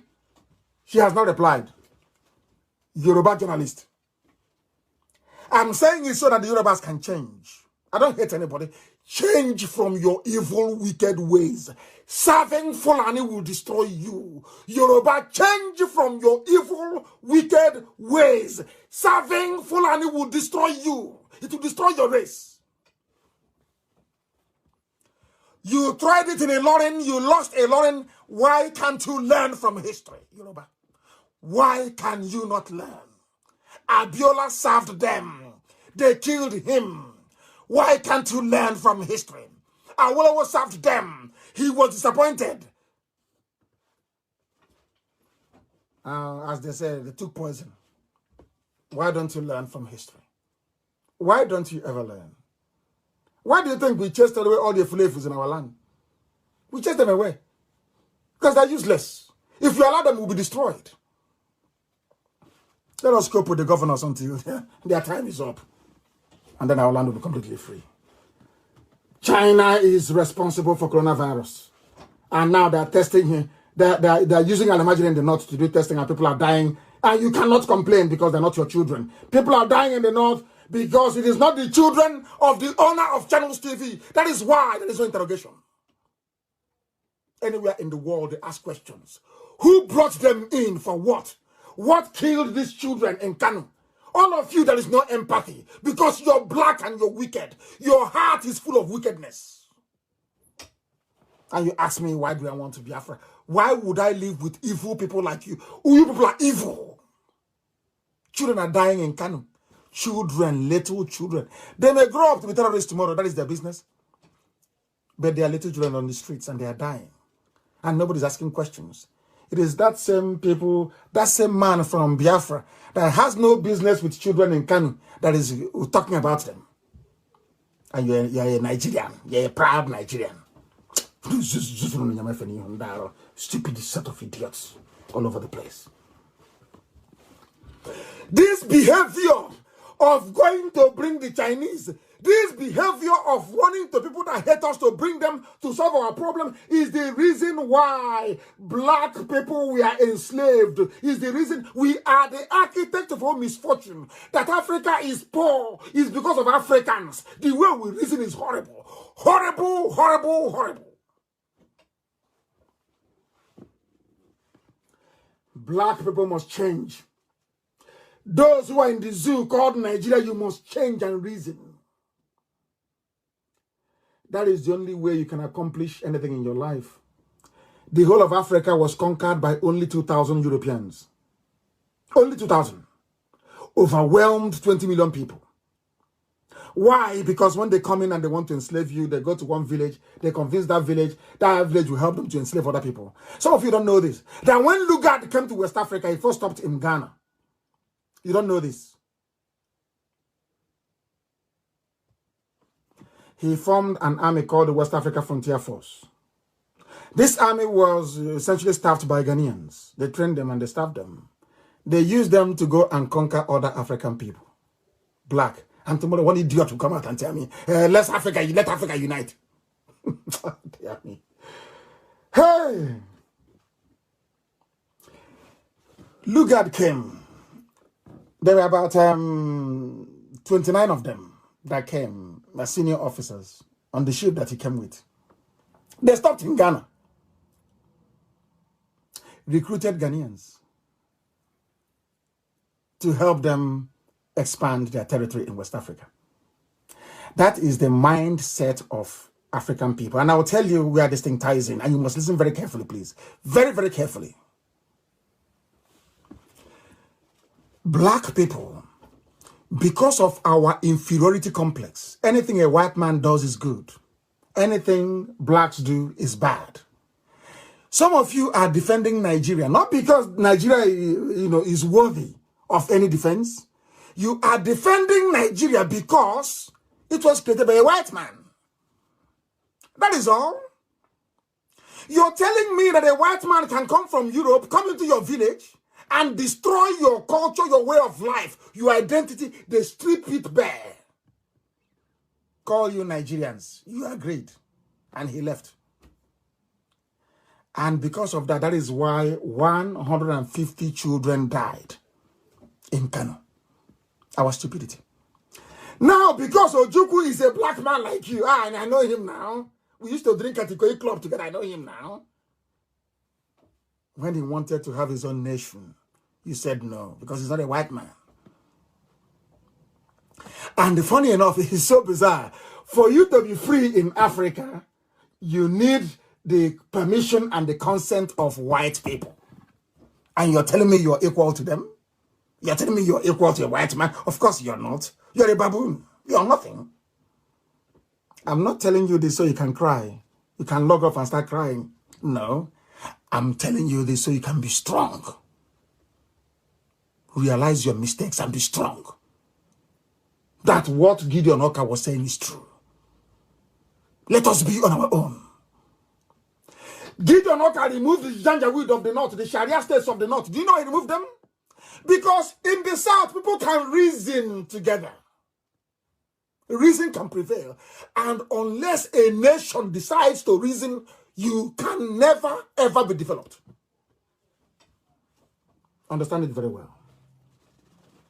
Only 2,000 Europeans conquered the whole of Africa. And some of you don't even know that our name wasn't even Africa. And it's a lecture for another day. You see that our name, Biafra? People don't know this. You see Biafra? Savida said it's from Portugal. It's older than Portugal. Afar region, Afar, AFAR. That underpins this very name that Afrikaners adopted. That you find in Ethiopia, and is a very simple assignment. The name of Africa, this continent that you see called Africa, its proper name is Ethiopia, if you don't know. Biafrans, some migrated, the house of Manasseh, the last set that came, the house of Manasseh, they came via Ethiopia, from the same Afar region. So when I tell you we're ancient people, I know what I'm talking about. Go and do your research. After going around in circles, you come down to what I tell you that is the truth. Do you know that? Africa, that's not the name. The name is Ethiopia. Because the Europeans did not want you to have any connection to your land. And of course, the new version that they brought out and said is they incorporated the Afar name, AFAR, from where Biafra was derived. Of course, it gave me a lot of joy. When I tell you we're ancient people, I know what I'm talking about. If you have any contrary view or opinion, let me know. You let me know. Let me know. Look at the people that brought in the Chinese. That is a news item. You have seen it. You know what I find very bizarre is that white people in Western Europe are more concerned about racism, the Chinese racism against black people than black people in Nigeria. I don't get it. White people are more concerned about the treatment that blacks are getting in China more than black people in Nigeria. And that was where you went to and brought people and claimed that they are doctors, they're experimenting on you. I want you to listen to this, please. What the Chinese are doing to you. And then you brought them in, and now people are dying in Kanu. And who brought them in? Abakiari's gang. They were, hey, he's a King Gibe. King Gibe is a nice man. Inshallah, he'll be chief of staff. Can you believe such rubbish? These are the idiots that brought in the Chinese that are now killing you. And these are Chinese that are calling you all sorts of names. If I call you the same name, you start crying and complaining. Because I'm not Chinese. I'm not Chinese, am I? I'm not white. Let's try and see if we can listen to what I'm saying. Are distancing the government from a commercial that's been widely condemned a commercial. Racist. The ad for a laundry detergent shows an African man's black color being washed off. In China. His foreign ministry says the commercial has not affected relations with African governments. How can it affect it? CCTV's Rowie Ruttenberg reports. Are you listening? They did a commercial.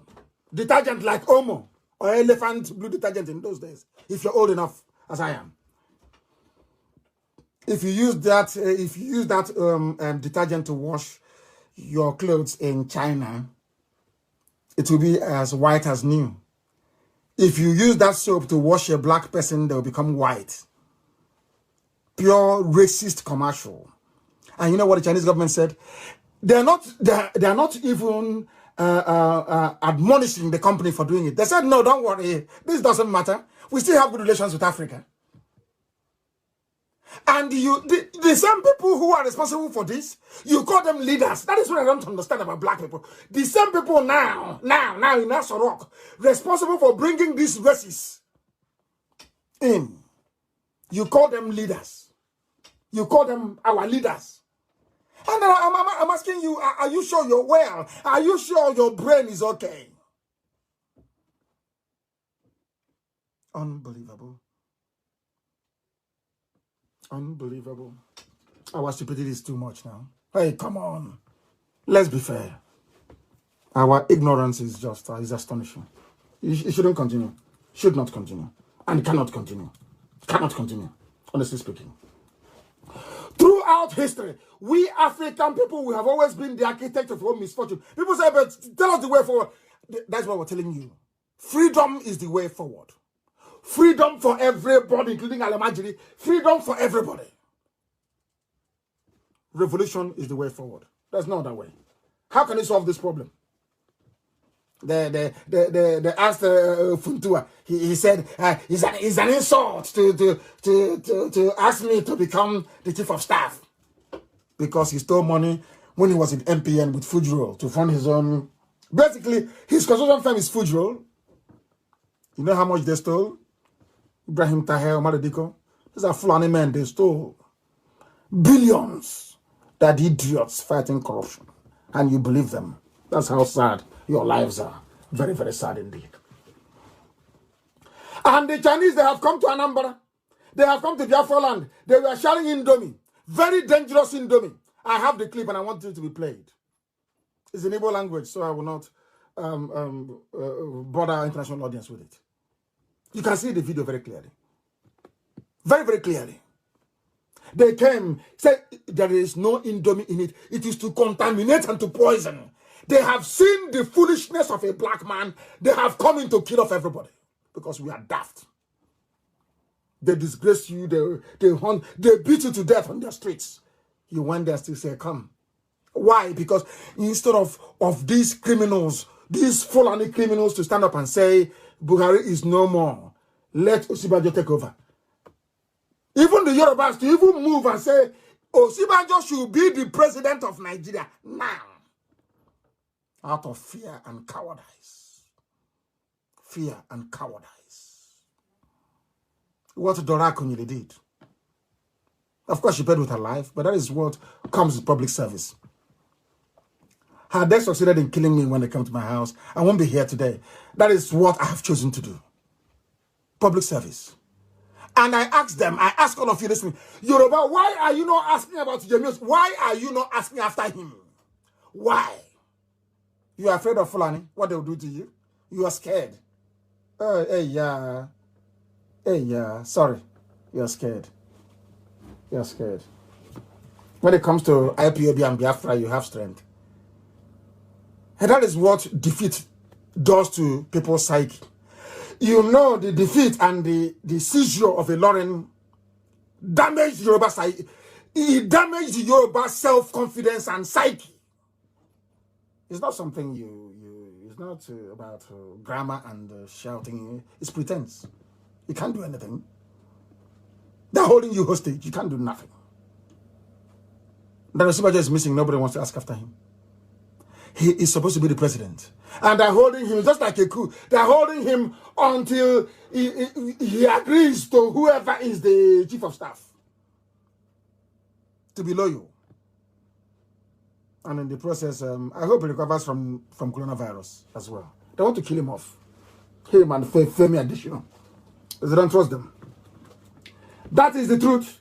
That is the truth. It was Africans it was Romans that named us Africa. The same way the British came and named you Nigeria.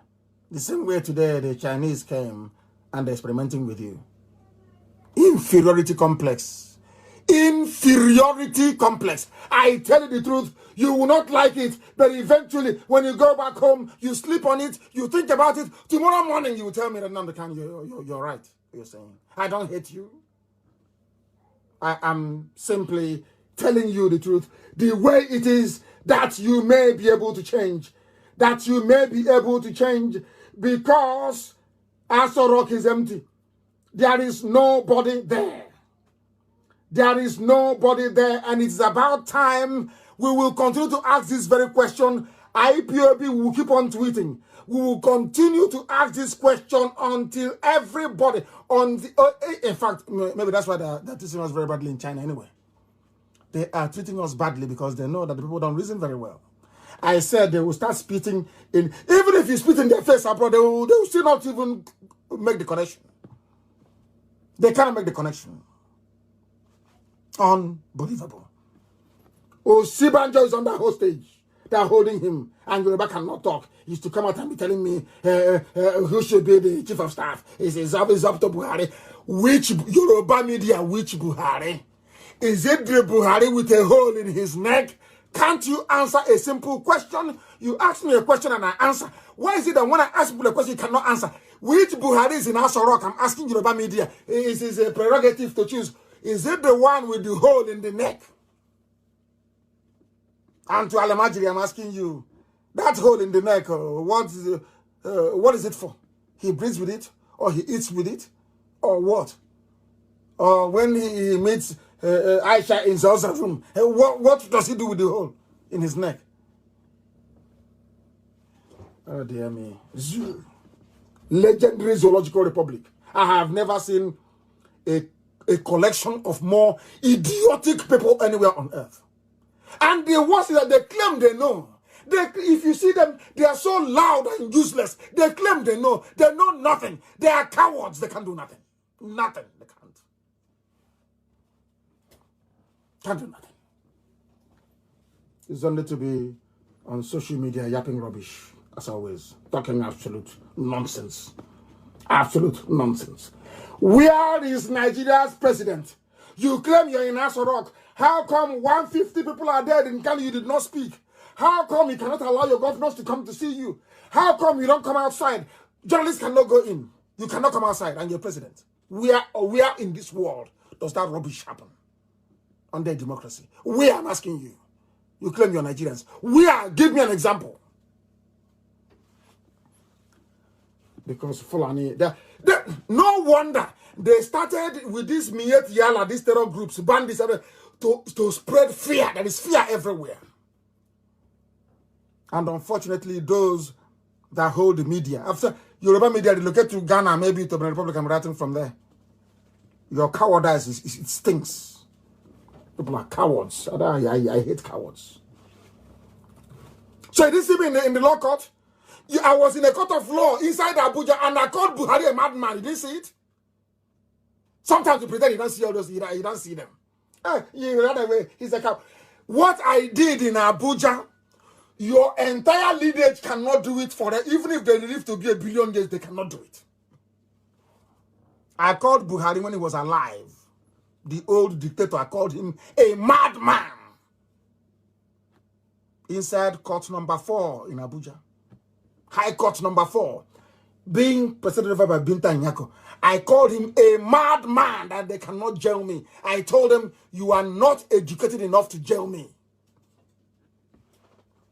When I told them I'm going back to Abuja with 2 million men, they came to kill me. Because I told the whole world that thing there is not Buhari. I know the second that Buhari died. And we killed him. I know the second he died. Mad people everywhere. Zoo animals everywhere. From top to bottom. Here we cure your disease. Your mental illness, we cure it here. We let the whole world know how daft you people are. Your mental illness, here we cure it.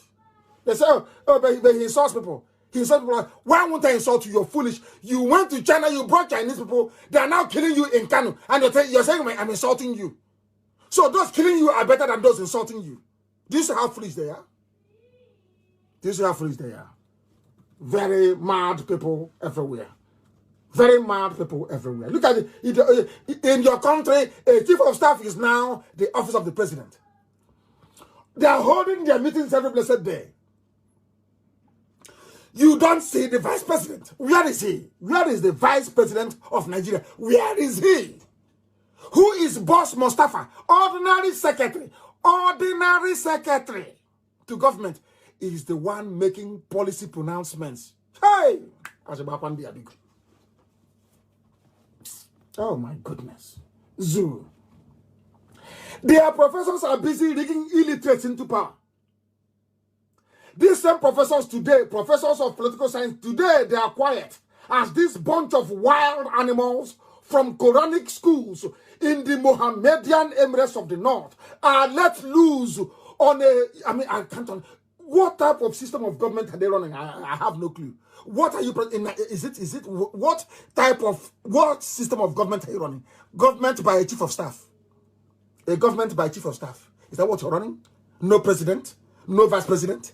Government by chief of staff.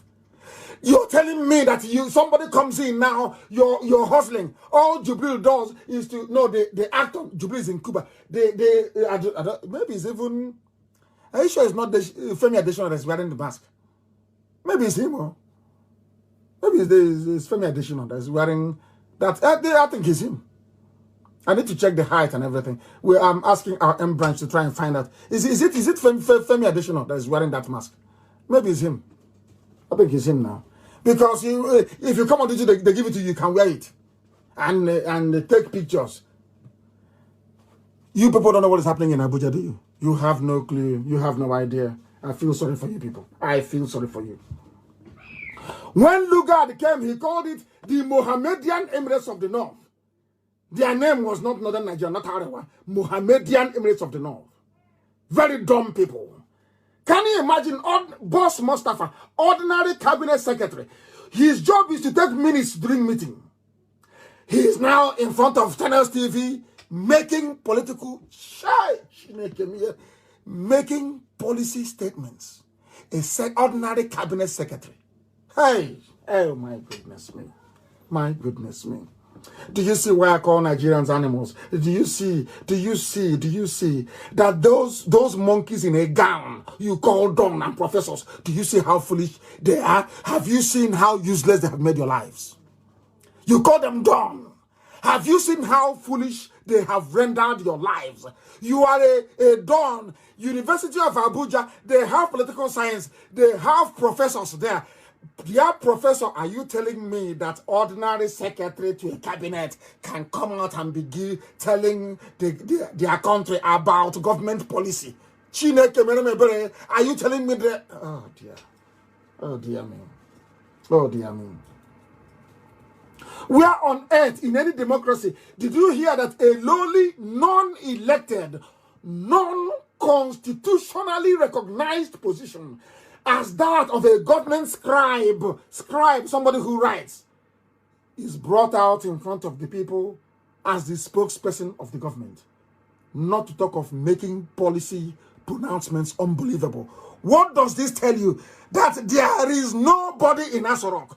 It tells you there is nobody inside Asorok. It is empty. There is no Buhari. He is in Saudi Arabia in a shallow grave. As shallow as the one they threw somebody in and claimed it was Abakari. Instead of Yoruba media to investigate, they are busy propagating evil. Let us look at some of your intellectuals, because they are part of the problem of the zoo. You're so-called Don. If you have any paper saying graduate of political, go and burn it tonight. Go and rip it up. Because before you become as foolish as that certificate. Let me tell you what is happening in the zoo. I want to examine the academic dons, the so-called intellectuals, and heaven knows what other title they have.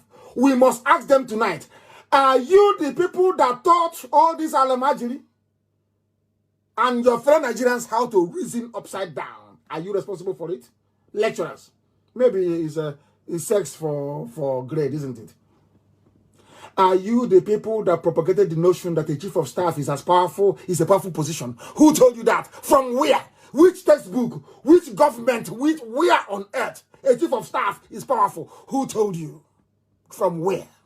Until today, nobody has told me who the chief of staff to Obasanjo is. If they're powerful, why don't we know them? But we know some ministers from that era. If they are powerful, how come somebody hasn't come out to say, I'm an elder statesman, I was chief of staff to Shagari? Do you know the secretary to the government under Shagari? Do you know were they powerful? Because if they are powerful, we would have known. We have about Second Republic minister, Second Republic lawmaker. Have you ever heard of Second Republic chief of staff to the president? That is to tell you it is an insignificant position. Insignificant. It doesn't have any weight. But they are the ones going to Germany to go and negotiate, to bring light to you. And they're the ones that went to negotiate with Siemens. And I'm asking them, are you the Power and Mines Minister? The answer is no. What are you doing there? And why is the EU, condoling with you, with your family when you're dead? Because you give them money. You bribe them very well. You know how to sort them out. And that is what you're telling me you have certificate, political science in the zoo. And in fact, if you read political science in the zoo, if I meet you anywhere, never ever mention it to me, please. Because I won't talk to you. Go and do another degree. You're a political scientist about lunatics everywhere. Everywhere. You have turned reason upside down. Turned people into zombies. Telling me you're a don. You're a professor of political science. Like professor of microbiology. Dumb fools everywhere. Dumb fools everywhere. What Boss Mustafa is doing right now, until they appoint a substantive chief of staff, is the job of Osibanjo. He should be the one leading. We should be seeing the face of Osibanjo every blessed day in the absence of Buhari and the Jubilee that is marooned in Cuba. Where is Osibanjo? I would ask. Yorubas must rise. I know they will not, but I'm just saying it. Yorubas must rise up. I heard some of them saying that they fought Abacha. It was the last of Abakoba. The man who actually fought Abacha was a Kweme. For your information, he formed the G32, from which PDP emerged. It was a Kweme that fought Abacha to a standstill. Shoyinka was abroad, fled abroad. Tinubu, you're looking at, ran away from the zoo. For your information, they bamboozle you with Yoruba media. They turn a story upside down. All of you were listening when I said that Abba Kyari was brain dead and on a life support machine that will be turned off at any moment. You heard me when I said it live on air. When some idiots from somewhere started tweeting their rubbish and they said, they've broken it. Fools. That's what Yoruba media does with your brain. Tell you we fought in Nadeko. It was a Kweme that defeated Abacha. He formed the... Go and ask, go and do your research. That's how they convince you to go to Yoruba churches. Abandon. That even some Biafrans are going to a church pastored by somebody called Suleiman. And your name is Nwajuku, the Son of God in heaven. And you're going to a church pastored by somebody called Suleiman. I feel sorry for you. Because I don't know who you are. It's all that game that they're playing with their media. What Fulani have done to you in the arena of politics, the Yoruba media have completed with their shambolic media, their gutter Lagos Ibadan Expressway media. Yoruba, if you want to show that you're a nation, fight for Duduwa. Ask for where your son is. That is the least you can do. That is the least you can do. That's the least you can do. Fight for him. Even though we don't like Ojo Okale very much because of what he did. Are we not fighting for him? Because if you're saying you want to jail people who are corrupt, jail everybody. In front of our eyes, in front of our eyes, 13.9 billion naira meant for Asoro Clinic disappeared. In front of it. They call it Koro Eye. Somebody, I know white people are listening. They'll say, what is Koro? Somebody should explain to them, please. In front of our eyes, 13.9 billion disappeared. 13.9 billion. Who was in charge? Abba Kyari. And some people are writing that Abba Kyari was a good man. Hey! 13.9 billion. And Roger Okalo is in prison and you want me to keep quiet? You want Olufemitu is there? You want me to keep quiet? They must come out. They must come out. They must come out. They must. Until you go and jail the person that ate 13.9 billion meant for Asoro Clinic. And why is Yoruba media not writing about it? Why are you not a journalist? All of you, that Trump, that girl, whatever rubbish name is, why can't you write about 13.9 billion stolen by a Fulani kleptomaniacs, thieves there? We are the cabal. The post is still junior for me. And the funniest thing is that all the billionaires you have in the zoo, all the billionaires they made as a direct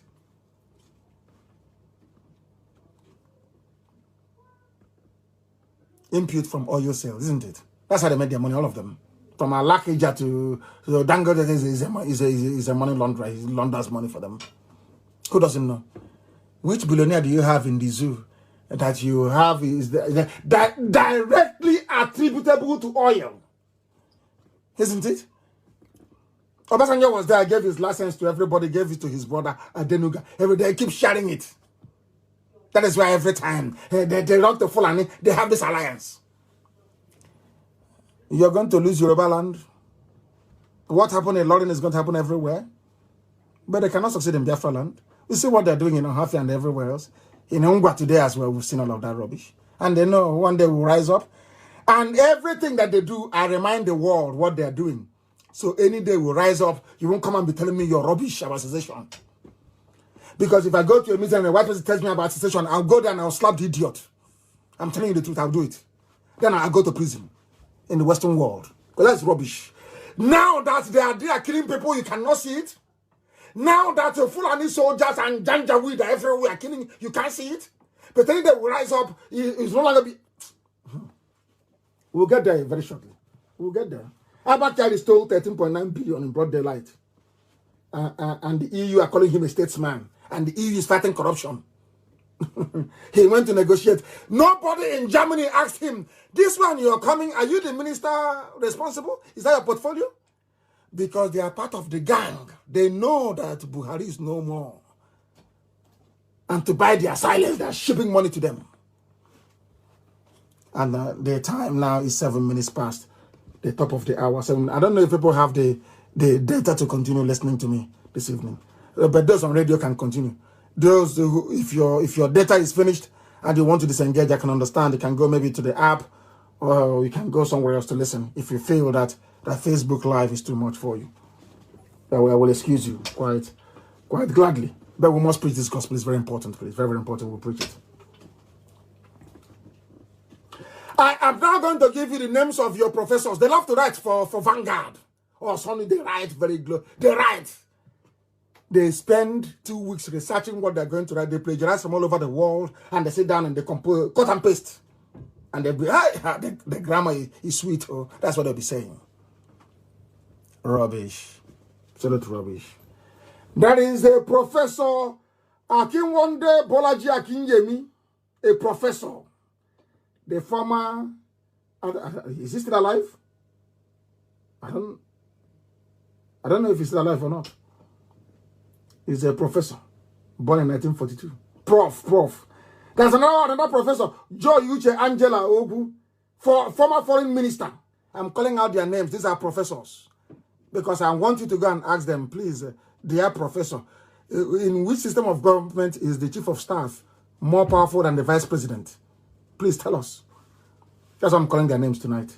Shame them and disgrace them. So when they write their junk again, for any newspaper, you know they're idiots. Once you say, I remember what a friend told me many years ago in London. He said, if he goes into a meeting and somebody says, I'm a professor, and that person is a black man from Africa, he will punch him in the nose. Because they're useless. Honestly, they're just useless. There is coronavirus. You have professors of microbiology. Where are you? Your mates are abroad developing vaccine. You at the TVC studio talking rubbish about how you transmit the disease. Here we don't have pity for idiots. There is Professor Sherif Folarin of Convent University. He's the professor and head of the Department of Political Science and International Relations. Big title. And I'm asking him, I'm asking this international relations man, where on this earth does ordinary secretary to the cabinet come out in front of the television to make policy pronouncements for the government? Where on earth have you seen that before? Where on earth have you seen it before? Where have you seen it? That is Professor Daniel Eseme Berevier. University of Nigeria and Nsukka has Nduaka, professor in political science. That is Professor Ezan Emmanuel Onyebuchi, UNN. Professor Ibano Kechukwu Obinna, UNN. Professor Okolie Aloysius Michael Nnabugu. There is Professor Anifo Woshe Francis Rem. If you don't call them professor, they'll get upset. Oh? They get angry. Oh? I'm calling them to shame them. Answering professor for nothing. Wearing big gun for nothing. Causing heat and contributing to global warming by giving off excessive amount of carbon dioxide by wearing that rubbish that they wear and cover their heads with. Professor my food. Professor Babalawe Gabriel Olatunde, but the funny thing is that there's no Almajiri here. Very, very sad indeed. They don't go to school. They do not go to school, do they? They don't go to school. Very funny people. Very funny people. Professor Ikegwo, Professor Onwachuku, Professor Onanka, Professor Njoko. I want to ask all these professors, where did you learn on this earth that a chief of staff is more powerful than the vice president? Where on this earth did you learn that ordinary secretary to the cabinet, Boss Mustafa, can come out and make a statement on the position of the government is unbelievable. That is to tell you, all these things, they lead to one fact. There is nobody inside Asorok. It's empty. Absolutely empty. All these mad professors are polluting the brain cells of their students and the entire country, of unthinking human, I'll call them beings only. They are a worse calamity than Fulani government. They cannot come out and speak and say this is not how a democracy should work. Professor My Foot. Very soon there'll be anarchy on the streets of the zoo.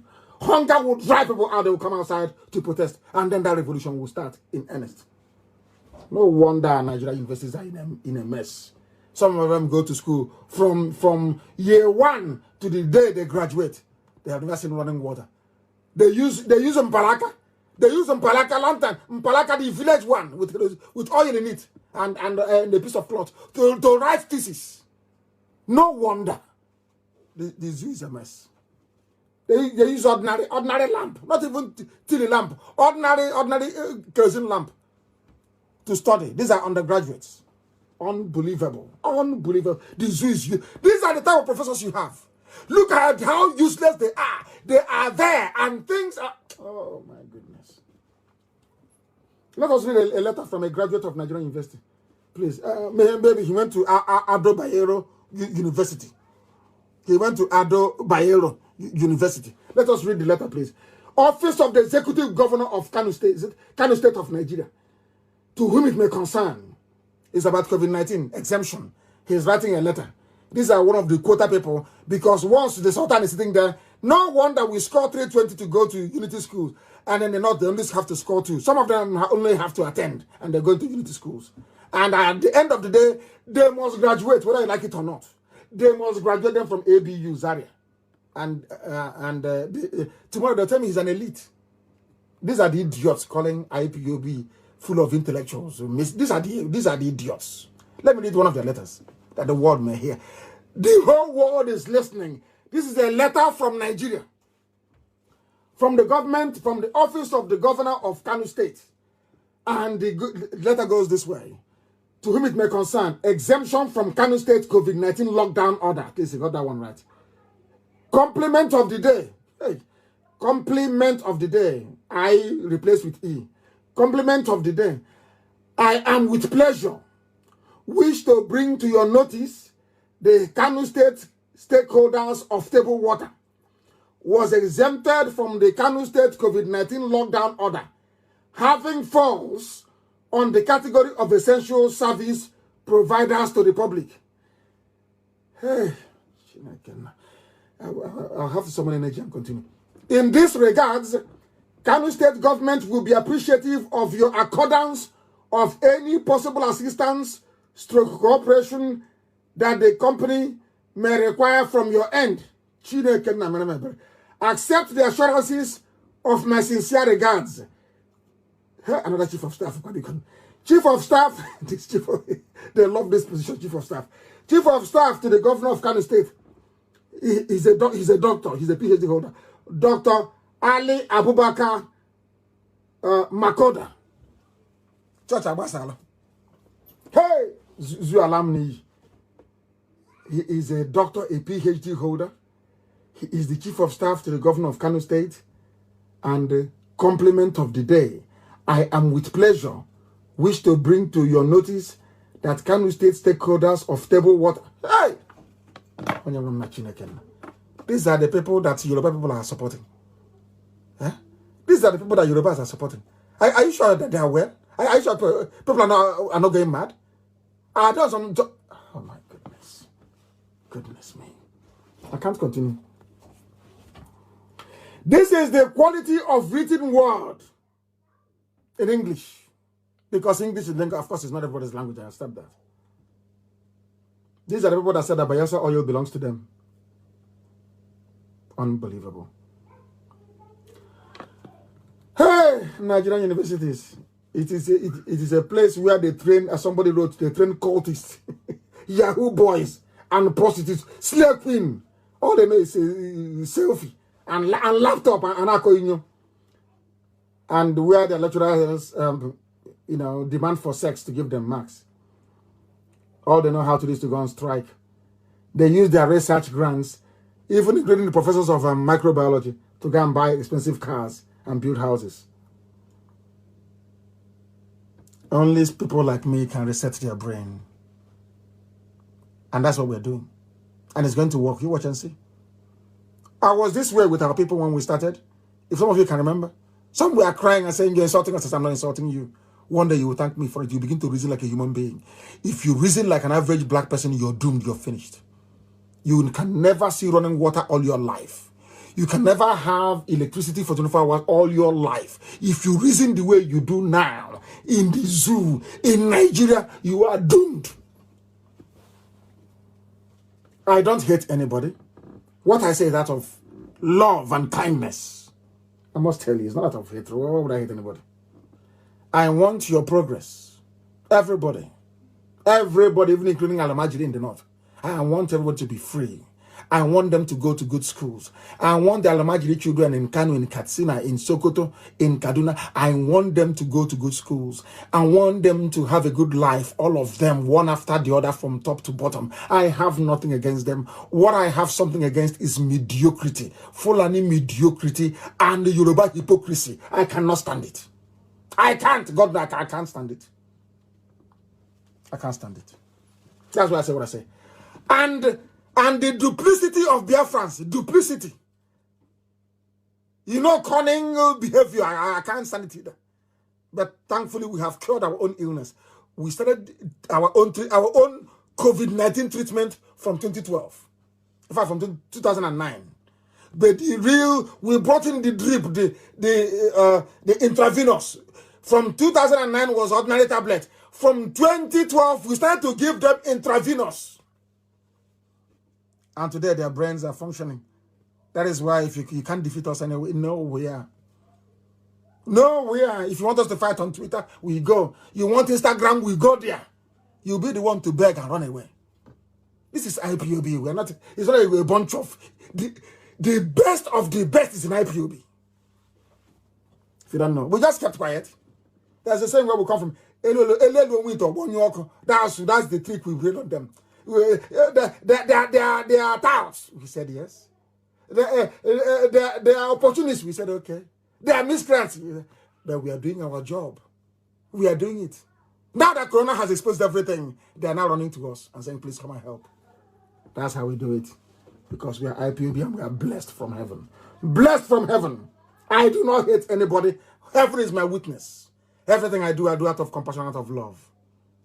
Even when I castigate you, I do it out of... I want you to change to be a better person. I want to travel to Yoruba land when they are free. And everything is working. I want it. Of course. I want people in Baggy. I want Baggy people. I want TV people. I want everywhere to be developed. The same thing I want for my children is what I want for you and your children. That's what I want. Look at the oil you're accusing me of. Oil is worthless. To bring it out of the ground is more expensive than actually selling it. But we are still doing what we are doing. We are still pursuing what we are pursuing. I hate mediocrity. I cannot stand it. And do you know why we are the way we are? Some of you may have forgotten, but I'll remind you. There was a creed we used to recite when we started this very movement. I wrote about one of them earlier today. The oath I took in Jerusalem when I went to ask permission from God to do this very work. The oath I took before God. There is a creed we used to have, and I want to recite it for the whole world to hear. What we believe in, what we are pursuing, and why IPOB is undefeatable by any man. Only God cannot man. No man. Write it down. They said you was boasting as I am not boasting. I am telling you, nobody can stop IPOB. You cannot. In all that we do in IPOB, we have been guided by this very ancient creed of those that liberated the Temple of Solomon in Jerusalem from the Muslims. Understand it very clearly. I don't hate Muslims, I love them, but they have no business being in Jerusalem. They should be in Mecca and in Medina, not in Jerusalem. I know it's not a very clever thing to say, but it's the truth, and I'm saying it. You will love the Lord thy God with all thy heart. You must be without fear before your enemies.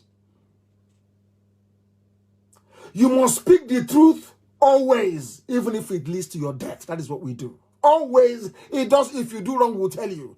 As EU supporting evil and criminality in the zoo, we are telling them. We speak the truth always, even if it leads to our death, we don't give a damn. We must help the poor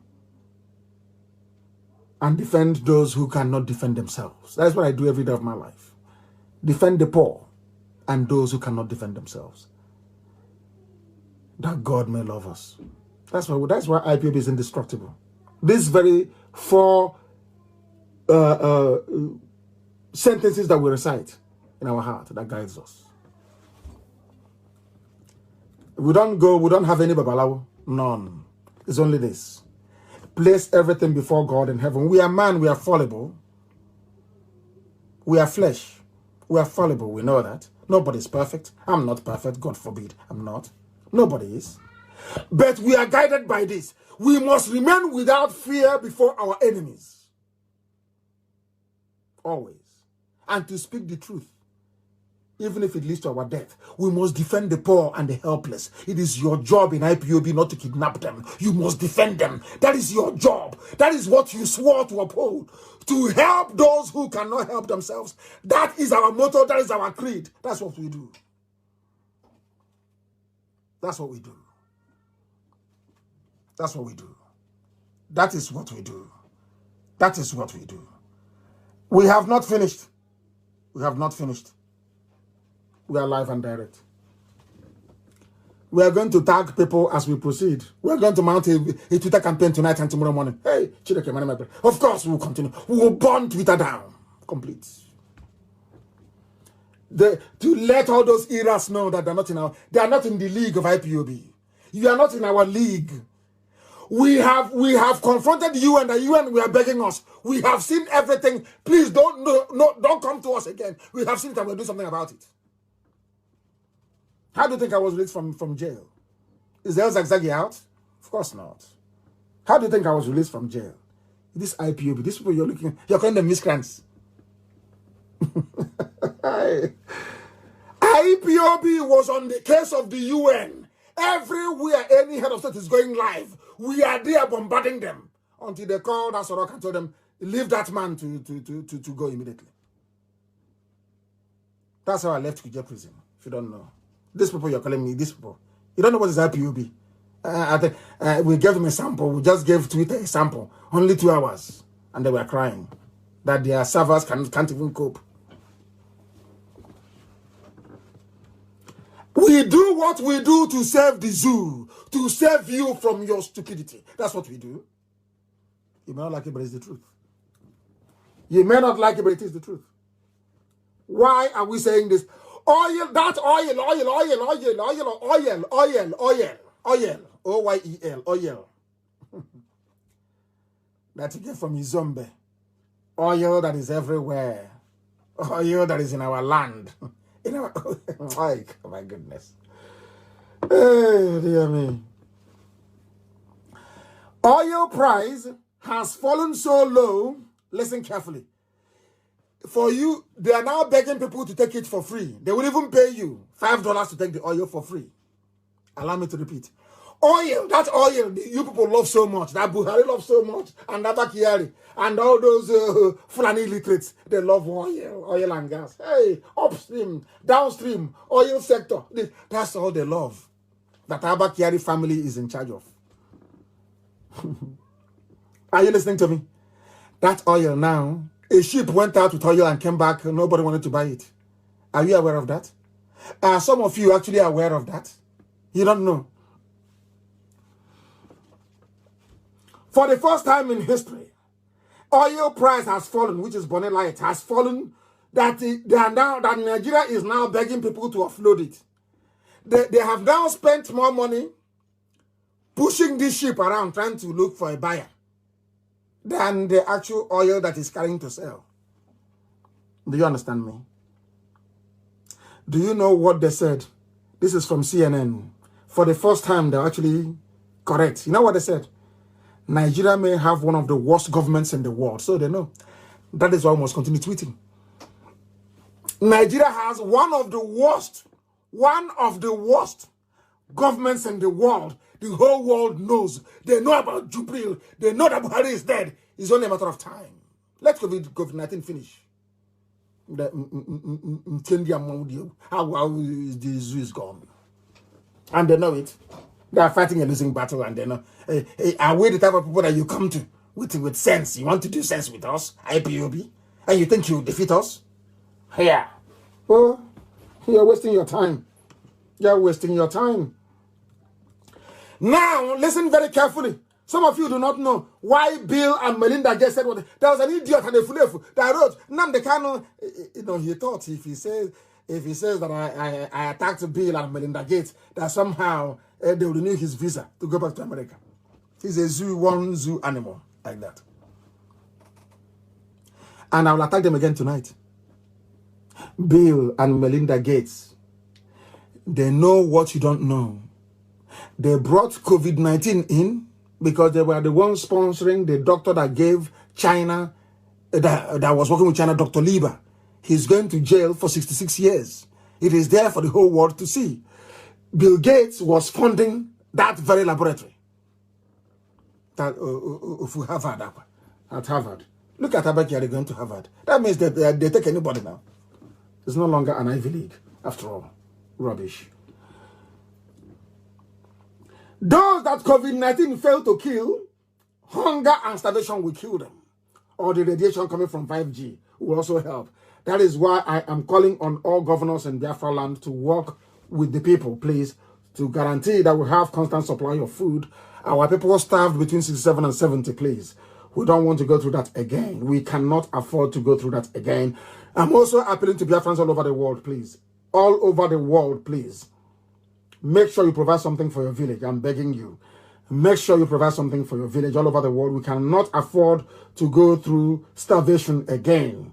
We can't afford to do so. And I'm begging all the governors in Biafra land, please. We don't want to go through the mess that our parents saw between 67 and 70. We are begging you. As I said, I will not be hostile to anybody unless you do something that warrants it. But for now, please, I am appealing to all the governors to make sure that they work with the people to ensure that it's food. After COVID-19, of course, all hostilities will be resumed. For now, we must come together to make sure that we save our people from starvation and from hunger. Very, very important. Their life is more important than anything else. And we must make sure we keep our people alive as much as we can.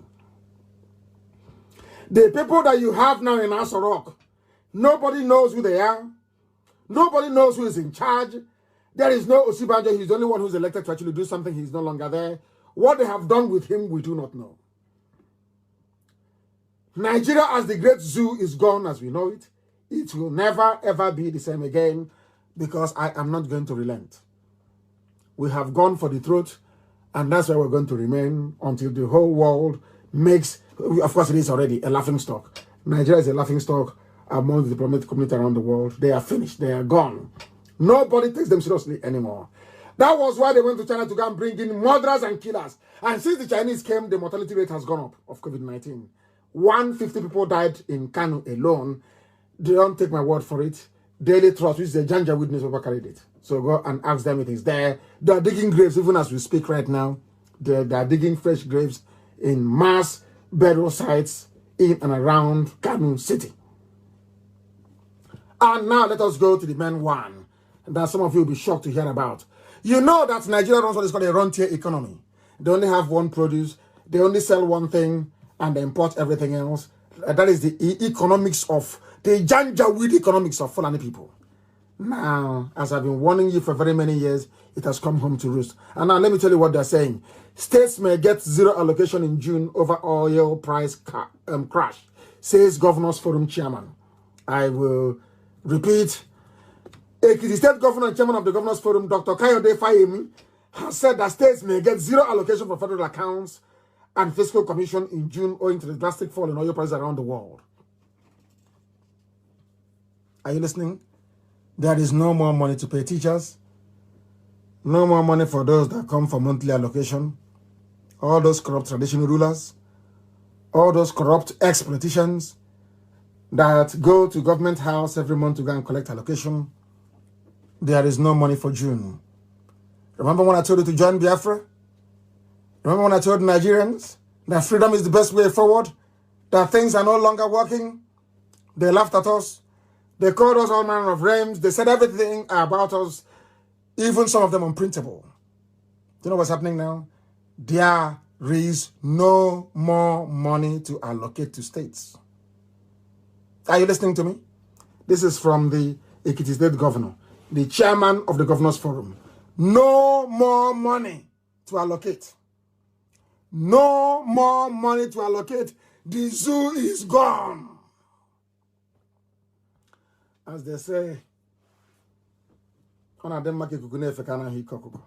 over for the zoo. They're finished. Common unseen virus, a tiny virus. The so-called giant of Africa. The most populous nation, black nation, people talk rubbish. That's crashed. There is no money because in any civilized part of the world, once you fail to pass your budget, you're finished. They can no longer pay teachers. They can no longer pay their workers. Pensioners are doomed.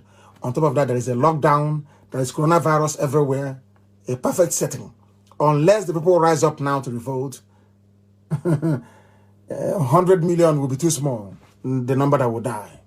And then you'll know that Bill and Melinda Gates, that they descended from Lucifer. Are you listening to me? There is no money for allocation to states. Are you listening to me? There is no more money. It's over. It's finished. The party is over. It's gone. You're talking.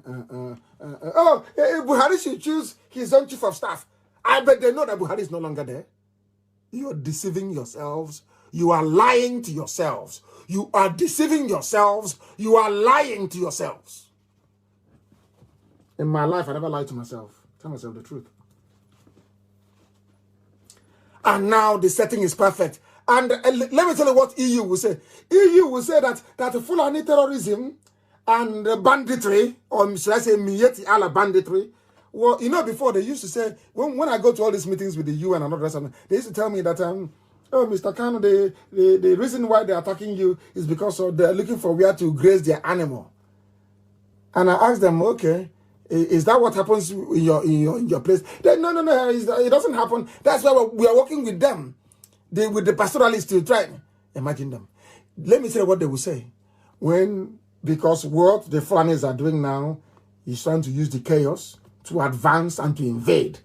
If we now complain to EU will say to us that hunger is the primary driver of all these behaviors. It will no longer be access to water for the cattle. It will now be hunger. So if they are smart, so to speak, if they are actually intelligent, to be honest with you, the Fulanis, I mean, now is the time to invade the South. Now it's time to Islamize everybody. If they are smart, that is. If they are smart, that is. Now is the time. Now is the time to invade. I'm telling you that. Now is the time to invade.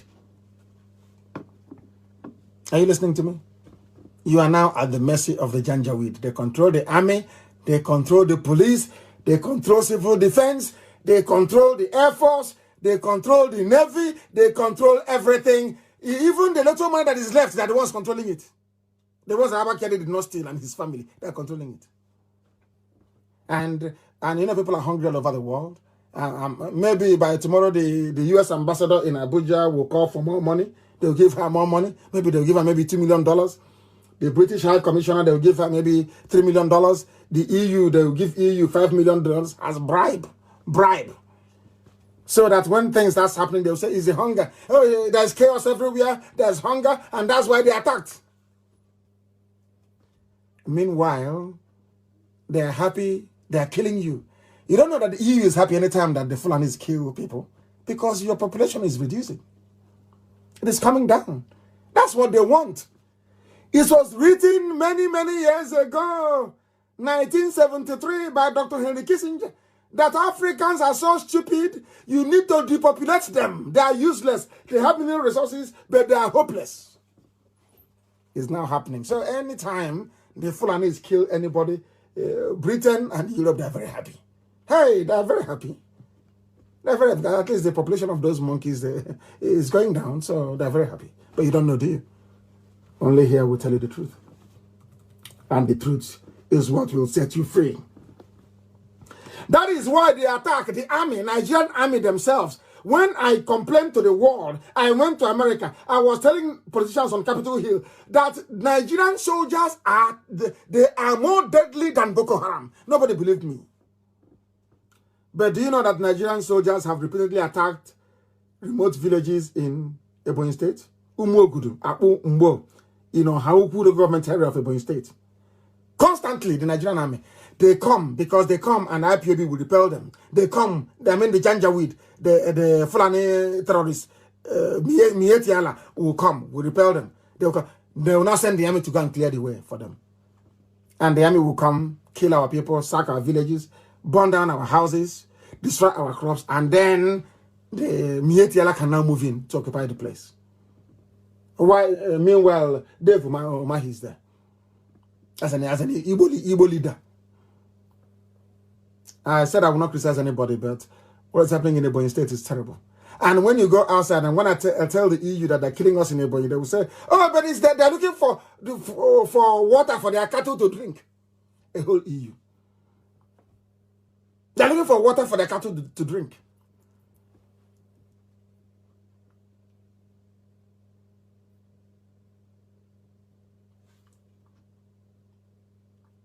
Can you believe such nonsense? Can you believe such nonsense? Army went to, we have a video of the place. It's shared online, it's everywhere. Army went to that very place and started killing people. Nigerian army. Now, they're not fighting Boko Haram, but they're in Ebonyi State killing people. On one side, the Chinese are installing their 5G to radiators. We are fighting coronavirus also in Ebonyi State. The army is attacking us inside the same Ebonyi State. We are in one almighty mess. And should anything happen to us, you will hold World Igbo Congress responsible. You hold them responsible. When I told you in 2015, we need guns and we need bullets to defend our land, they said, no, you're a warmonger. The Fulanis are coming. They have bribed the EU. All EU will say is they are looking for is hunger. And there's hunger everywhere. They will not blame the Fulani Janjaweed oligarchy for impoverishing the country. They will never blame them. They say, oh, there's hunger everywhere. There's hunger everywhere. Watch and see what they will say. Fulani have come to take over the South. People, it's way too late anyway. We have to fight our way out of it when the time comes. But our people need to be taught a lesson. So that when next they hear a prophecy, Gideon Oka warned you in 1990. You didn't listen. Gideon Oka warned you in 1990. Did you listen? No, you didn't. You were doing your one Nigeria. Hey, don't come and bring trouble for us here. Don't come and bring trouble for us here. But now trouble has come to your doorstep. The army are in Ongwana killing people for no reason. If the Fulanis come to your farm and destroy your crops and you drive their cattle away, they will call the nearest Nigerian army formation. They will come and start killing people in the village. And will Yoruba newspapers write about it? No. Will channels report it? No. That they are doing a drama, a carousel to somebody you're interviewing. You're doing a job. Unbelievable. Unbelievable. Zoo. But it is not limited only to Biafra land. I want to tell you the level of compromise and deceit at the heart of Yoruba journalism. Deceit. As we are discussing the rot inside Asorok, so are we discussing how terrible and awful Yoruba journalism is. This is Punch newspaper, a Yoruba paper, writing about a Fulani attack in a Yoruba village. That's why I told that cowards should not be journalists. Cowards should not do journalism. Residents fled from Fulani headsmen, and I'm sure some people from this community will be online with their with their techno. Say, oh, Nnamdi Kanu, oh, you're a coward, oh, you ran away. But they have run from their village, you know. They fled from their village. Because of Fulani Janjaweed. Miyetti Allah invaded the village. No fewer than 5 villages were sacked in Ondo. You know what Punch said? Allegedly. Reportedly. Reportedly. Are you listening? They said Facebook should leave us alone. They are panicking. Facebook is panicking. Punch news Yoruba paper. Yoruba people called a Yoruba editor and said, I don't know how to speak about it. It's up by me or whatever. It's Akami, I don't know. Said, we are being attacked. We've been sacked from our village. Benny, I think they said Benny. We are being attacked in our village. A Yoruba editor wrote, after finding out that it is true, that these villages were being attacked in Adejubu, Adewole, Oloti, Olondan, and Jojo, in all are in Akure North government area. Yoruba people found a Yoruba editor and told him, we are under attack. These villages have been sacked in Yoruba land. You know what he said? He wrote, allegedly.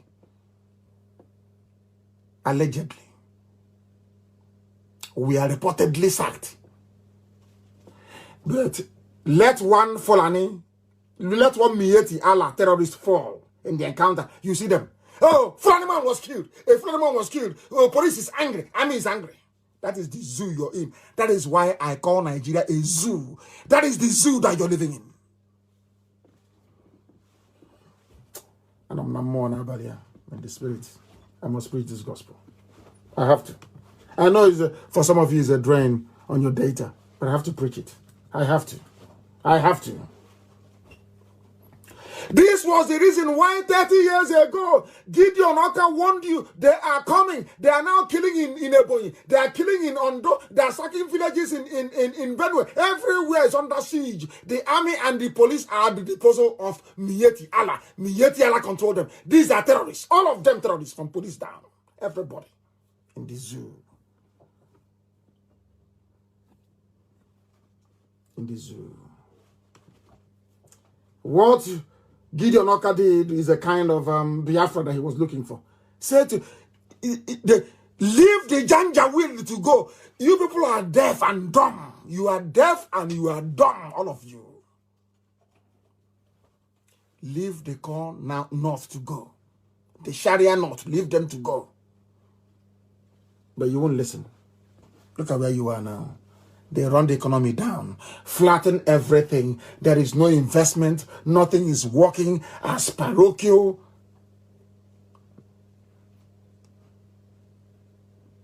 As horrible as possible. These are evil men. Evil. That when I hear somebody write anything good about them, I hate that very person. That's how my life is. I don't tolerate evil. I don't tolerate evil in my... I don't. God is. I don't tolerate evil. That's why I don't have friends. I don't need it. Those who are close to me are those that will see evil and condemn it, regardless of where it's coming from. You condemn it and say it is bad. We are not joking. We are very, very serious about what we are doing. That is why we are pursuing Biafra the way we are. I don't want to bore you this evening with additional videos of what people are saying about Africa, because it won't affect you, will it? Even if they are slaughtering you in China, you will still go to that China, even bring in the person doing the killing and ask him to come to Asarok and help you out. Because you have no president. You're telling him that the Buhari we used to know will be alive and people are dying and he'll keep quiet? His favorite Alamajiri will be dying in Kanu and he'll keep quiet. Is that what you're telling me? Buhari? The old Buhari we used to know? And Yoruba journalists, they see all these things with their 2 eyes. But because of ambition, and let us get one over the evil, you are supporting evil. That evil is not in Ondo. It's in Oyo. The same evil that took Ilorin from you, it has come again. I'm not asking anybody to work with us, but if you don't work with us, you're doomed. You're finished. And why won't they kill us all off? Nigeria was created to not to make you a human being, but to enslave you. That is why people are fighting to preserve one Nigeria, a product of a white man. I can't understand black people. I can't understand black people, for goodness sake. Before 1914, who were you before 1914? Hey, who were you? The Janjaweed, they think without, they are fighting for one Nigeria because they need access to the sea and they need access to the oil. That's all. The Yoruba can give access to the sea. And we can pipe oil to them. And that will be it. Those people, after all, they are related to people in Ilorin. Ilorin is an emirate. Ilorin is a Fulani emirate. So they are related. They can give them access to the sea if they want. What I'm saying is this. People will say, oh, but you're driving the Yorubas to embrace the Fulani. I say, I don't care who you embrace. But God in heaven said that Nigeria is over and it's over. You can't kill, you cannot. It's like Humpty Dumpty. It has fallen, the head has broken into pieces. You cannot patch it together again, it's gone. So as long as their worst mistake was to conceal the death of Buhari, that was the, oh my God, I serve is wonderful. And I told IPOB in 2014 that God said that he will use Buhari to give us Biafra. And I said it on air, live on air. And the day on the 17th of January 2017, Buhari died. As soon as that idiot came in June, was it June or July? Or was it August? July, he made that broadcast. I said, thank God in heaven. My parents are dead as a result of that assault. And my men have fallen as a result of that very assault. Many fell as a result of it. But Biafra is coming. For hiding the death of Buhari, the zoo is gone. Let me see the white man that will sit in front of me and tell me that what the Fulanis did is good. It's because of their cattle. Let me hear that rubbish. And then they will know. It's gone. It's the highest fraud of the century. The greatest fraud of all time. I now want to tell the world that the Fulanis are more, the Fulanis and the Sudanese, they are more fraudulent than any other person you can ever meet. Very horrible, horrible people. Since before the death of Abba Kyari, have you heard from Junaid Mohammed again? Have you heard from Tanko Yakasai again? Have they criticized what they are doing? They claim to be the standard bearers of Arewa morality. Have they spoken? They claim they're educated. I call them Alamajiri education. Have they spoken? Have you heard from them? They are sharing money. They are looting. And all that Yoruba is doing is writing in support. Mr. President. Somebody must say, Mr. President, there is no president. Your son, Osibanjo, should be the president. You are so terrified. You are so scared. You cannot speak the truth. That's cowardice. You're calling him Buhari with that hole in his neck? With that hole in his neck, I ask you, the zoo has fallen. The zoo has fallen. And as they are looting, they are burning. As they are looting, they are burning. It's unbelievable. When I complain about Yoruba journalism, people don't understand. Let me tell you something.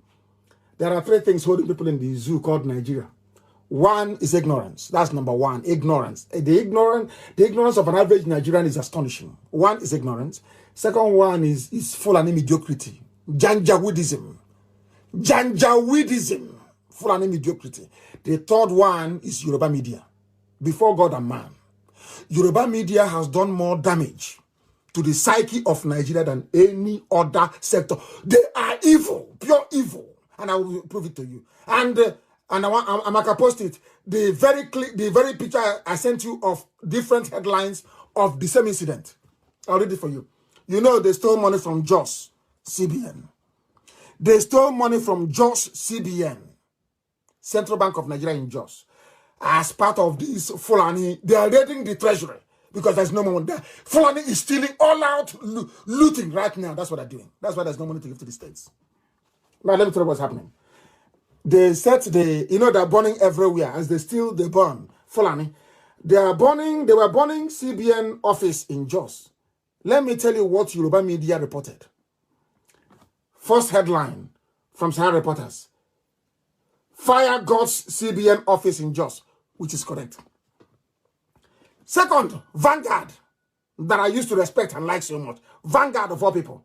No records destroyed in CBN Jos branch fire outbreak. Official. Are you listening? Are you listening? They never bothered to send any investigator, any reporter. Go and see if that building was burnt or not. They sat in their offices and said, no records were destroyed.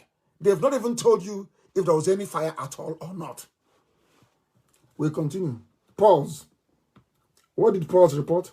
Pause said, CBN, oh, not their reporter. And I keep asking them, don't you people have reporters? Can't your reporters go to where all this mayhem is taking place and file a report? They won't do it. They're in the offices, waiting for 4,600. CBN reports fire outbreak at Jos branch. They are relying on CBN. Oh? Exactly what that useless fake news CNN does. They no longer investigate. Now listen to this day newspaper. This day said, fire outbreak averted at CBN Jos branch. Hell!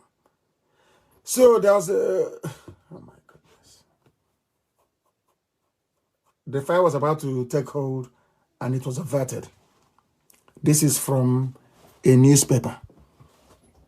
Can you believe that? They're all in Abuja and in Lagos. They are all close to each other. You're telling me...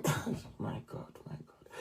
The damage that Yoruba newspapers, Yoruba media, channels, TV, all Punch, all this, the damage they are doing to your brains, they are worse than your professors. They are worse than... Do you see how the entire edifice of Nigeria, both education, listen, education, useless, media, useless, government, hopeless. Is it judiciary? There is no aspect of Nigeria that you have people who are normal running it.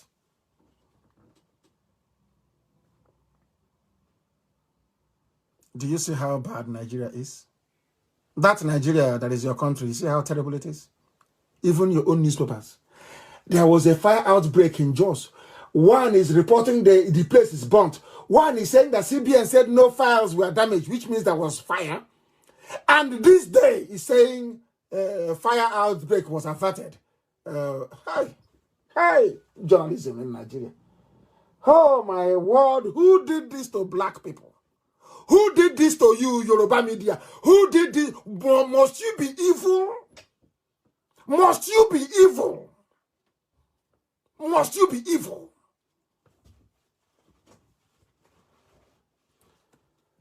When they finish looting us rock, maybe they'll burn it as well. And that's one they have. The person wearing that mask now, there, I suspect is Femi Additional. Because Jubril is in Cuba. I think he's in Femi Additional is wearing that mask now. Because anybody can wear it. Anybody can wear the mask and wave and move your mouth as if you're talking. You mime. And these are intellectuals in Lagos. Intellectuals. Sophisticated morons. Sophisticated idiots. Sophisticated cowards. It makes me sick. I don't even know them and the Janjaweed, who I hate the most.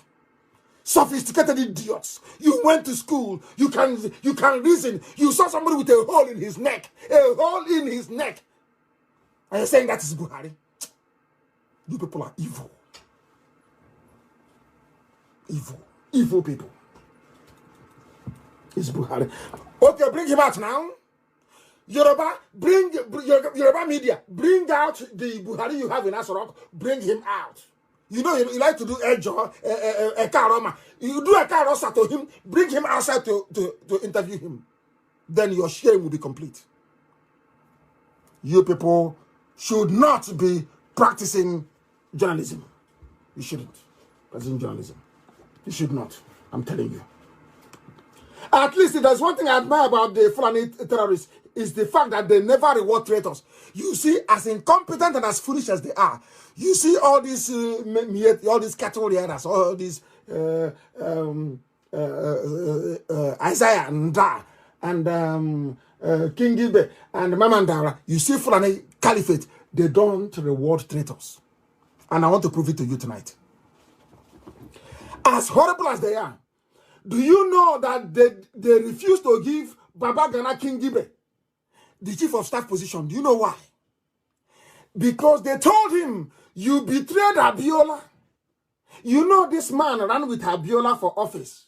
This man he collected money from Abacha and abandoned Abiola's campaign to reclaim his mandate.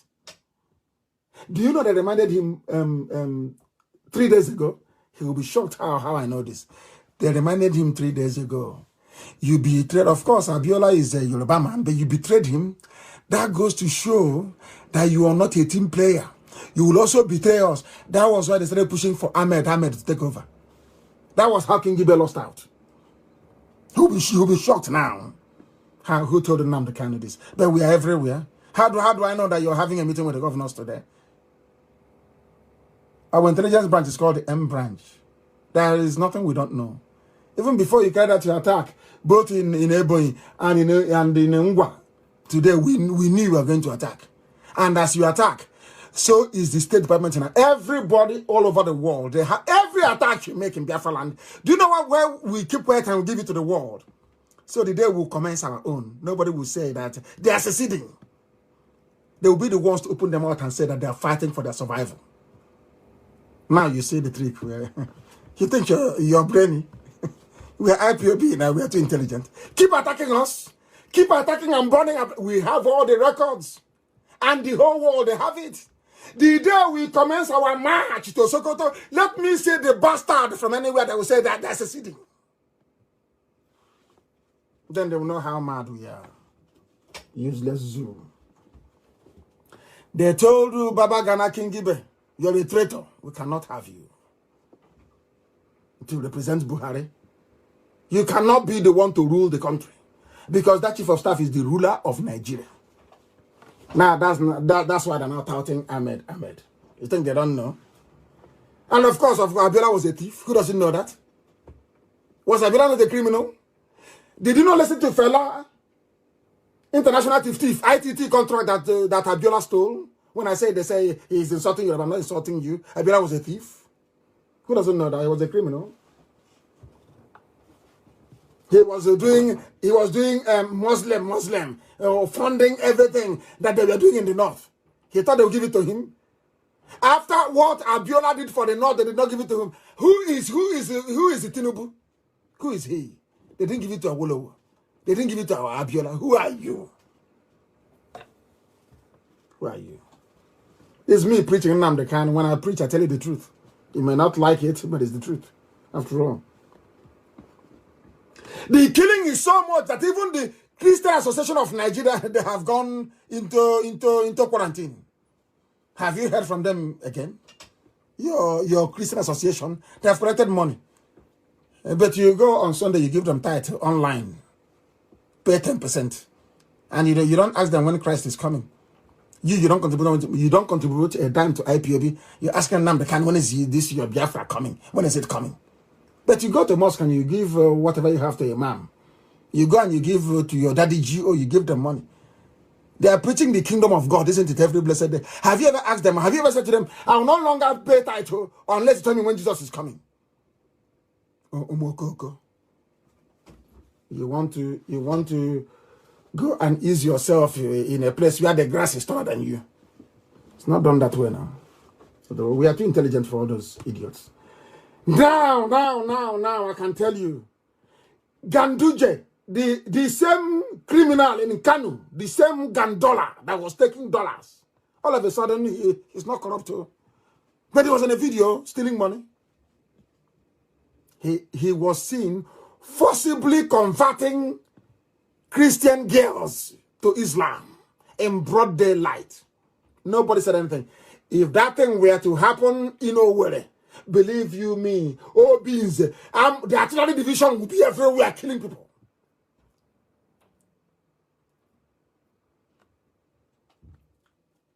Did the Christian Association of Nigeria say anything? Because they have bombed them to silence. You know, that's the Fulani style intimidation. They tried the rubbish with me. I told them to piss off. I told them to go to hell. They have intimidated all of you. They are using a Lauren as a leverage over, a psychological leverage over the Yoruba race. A very proud, educated race. I don't know why they're even like that. They took a Lauren from them. And they're suppressing them. That is, if you want to know what happened to the Yorubas, look at the Christian Association of Nigeria. It's called emasculation. They squashed them through killing, bombings, and threats from the IG of police, from Buratai, that in broad daylight, Christian girls are being forcibly converted to Islam. Nobody can say anything except IPOB. That's Nnamdi Kanu. The people that say, oh, we are one Nigerians, we love Nigeria, leave our country, Nigeria. Have they said anything? Legendary Zoological Republic. We are their savior. We are saving them. You say in the north they hold their Juma prayers, they're doing everything they can. But in the south they are arresting pastors. A pastor had to bail himself with 1 million naira. With 1 million naira because they don't give a damn. Police commissioner is Islam. Police IG is Islam. Everybody's from Janjaweed from the north. Look at how they're holding you hostage. They are not up to 8% of the population. Look at how they're holding all of you hostage because of people in Yoruba land are cowards. That's why the only reason why Fulani is talking is because they are counting on Yoruba cowardice. That's all. They are counting on Yoruba cowardice.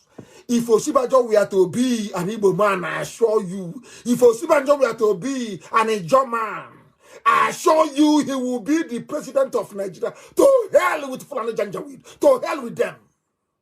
But Yoruba, you are afraid. You are scared. You are frightened. Because they took a lot from you. Come out and be open. Don't hide behind the wishy-washy grammar. Be open. Why are you not asking for Osibajo? Why? I ask you. Because you are afraid. Because you are scared of Fulani Janjaweed. But we are not afraid of them. And they know it. They know it. Zoo has fallen. There is no president. There is no vice president. There is nobody running the zoo. They have looted all the money. And you're there carrying your useless green, white, and green, whatever rubbish. Is it green, white, green flag? Fucking rubbish. Online. You think I'll let them go scot-free? Tomorrow we go back on the tweet. The world, we are going to every major news outlet in Africa. I said that they must know what is happening in the zoo. The world must know. I told them. When Prophet Ngila was telling you, negotiate now, you said no. He said, Nnamdi Kanu. I can stop them. They are touts. They are miscreants.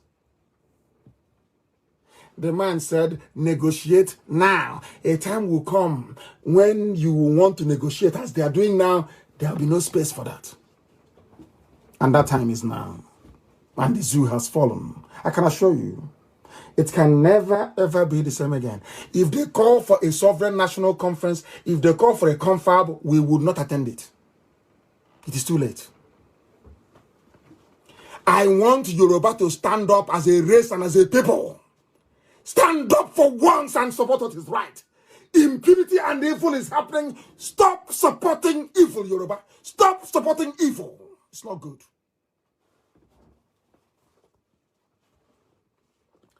In Lagos, they take a pastor.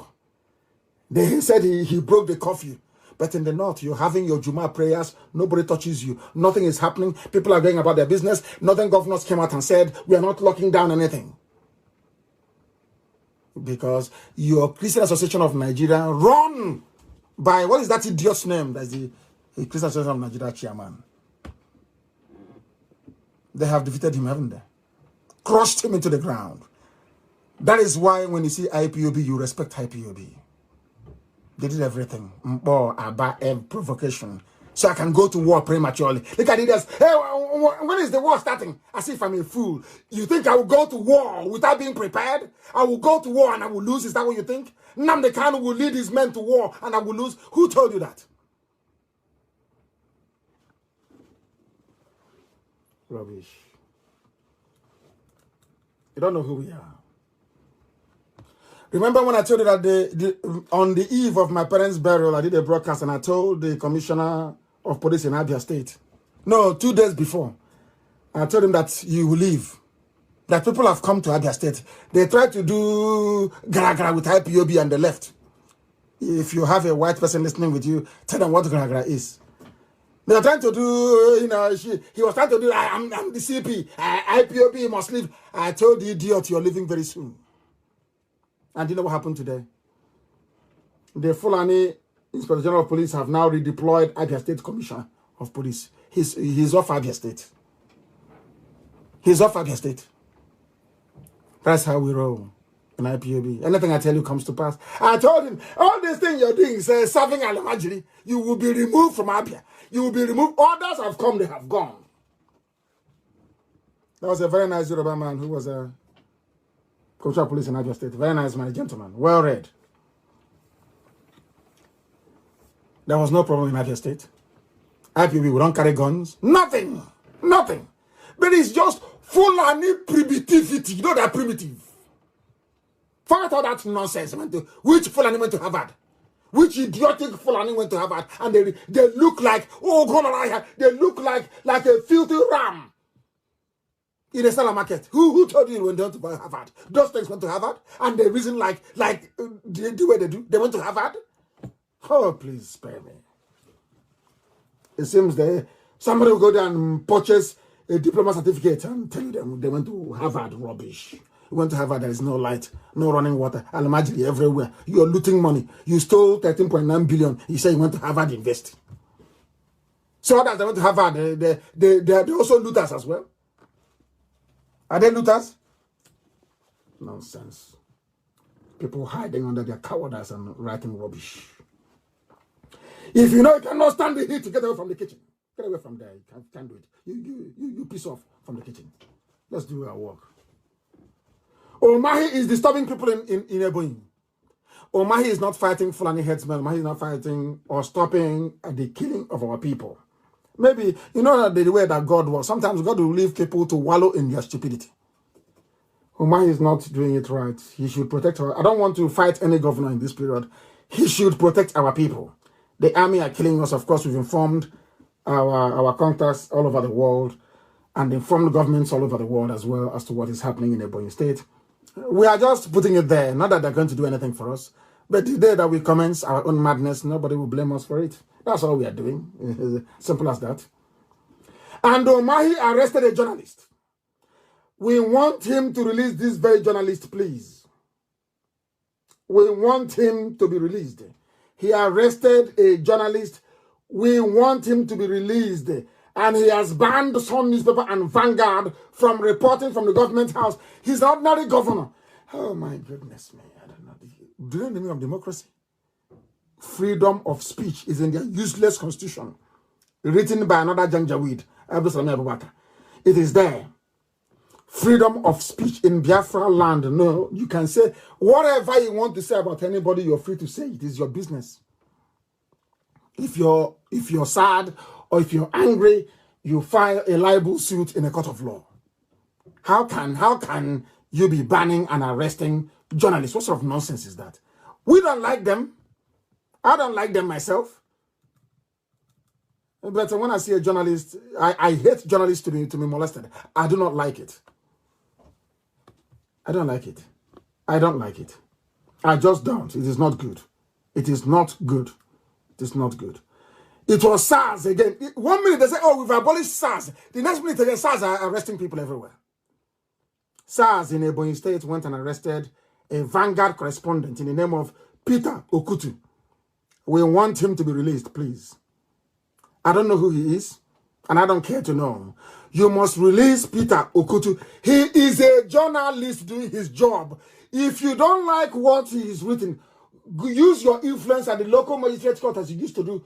Go there and ask him to pay fine or you jail him for libel. You don't send police to go and arrest a journalist. What for? Of course, it's a zoo. Why am I complaining? You don't practice. After all, your chief of staff is your president. So what do you know? It's a zoo. What do you know?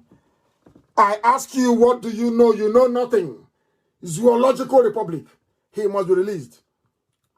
Dave Umahi, you must release Peter Okutu. He has done nothing wrong. If he has published anything you don't like, as you have done, you can ban him from the state house as your prerogative. You're the governor. You can take him to court, but not to arrest him. He did not commit any crime. He only expressed a particular view which you do not agree with. That does not call for the arrest of the man. He has not killed anyone. So you must release him.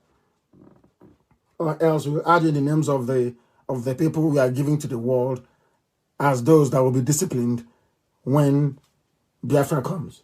And we don't want to do that. Please, you must make sure you release him. He's done nothing wrong. He's done nothing wrong. You can ban them all you like, but you must release him.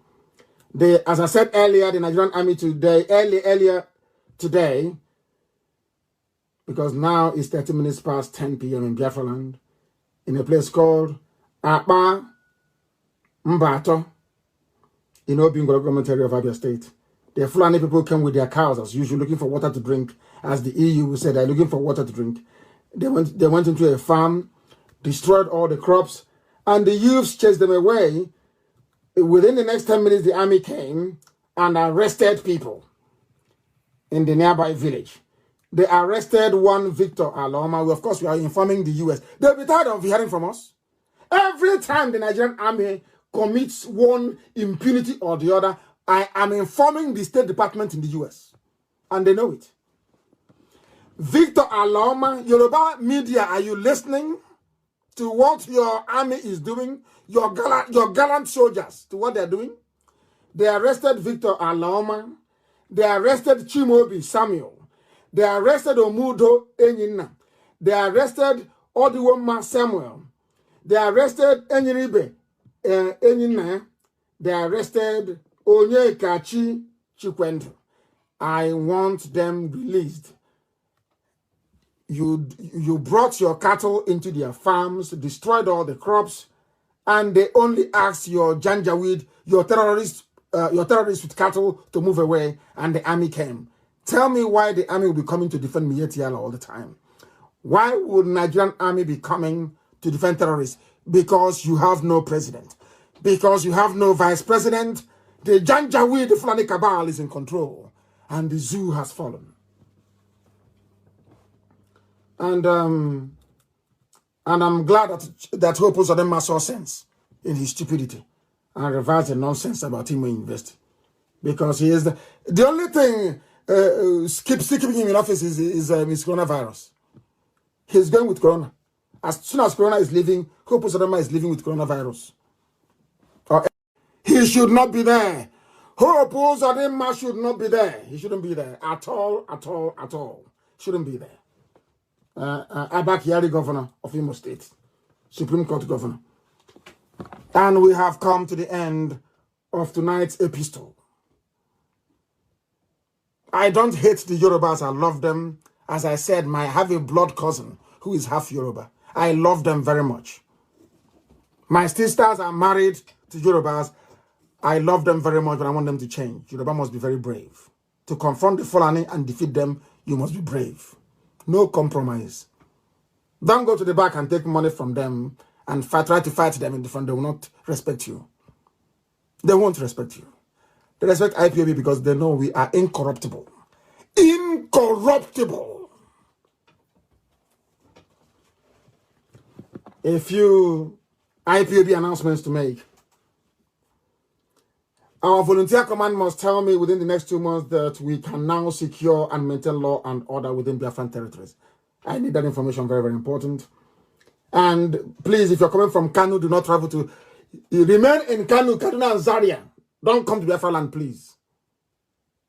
In Kanu, people are dying. If you're coming to Biafra land from Kanu, then I will know that they have sent you to infect our people, please stay where you are. Stay where you are until this blows over. And our people must continue to maintain social distancing, high level. Better take vaccine from US, from the UK, than from China. Please, our people must try and remain safe. I thank you very much for listening this very evening. And as always, we have worshipped Elohim here because everything that I've told you is the truth. The whole truth and nothing but the truth. That is why we say, unequivocally, without hesitation, without fear nor favor, that Biafra is our religion. And here on Radio Biafra is where we worship, because Elohim is our God in heaven. From me, from here, it is good evening.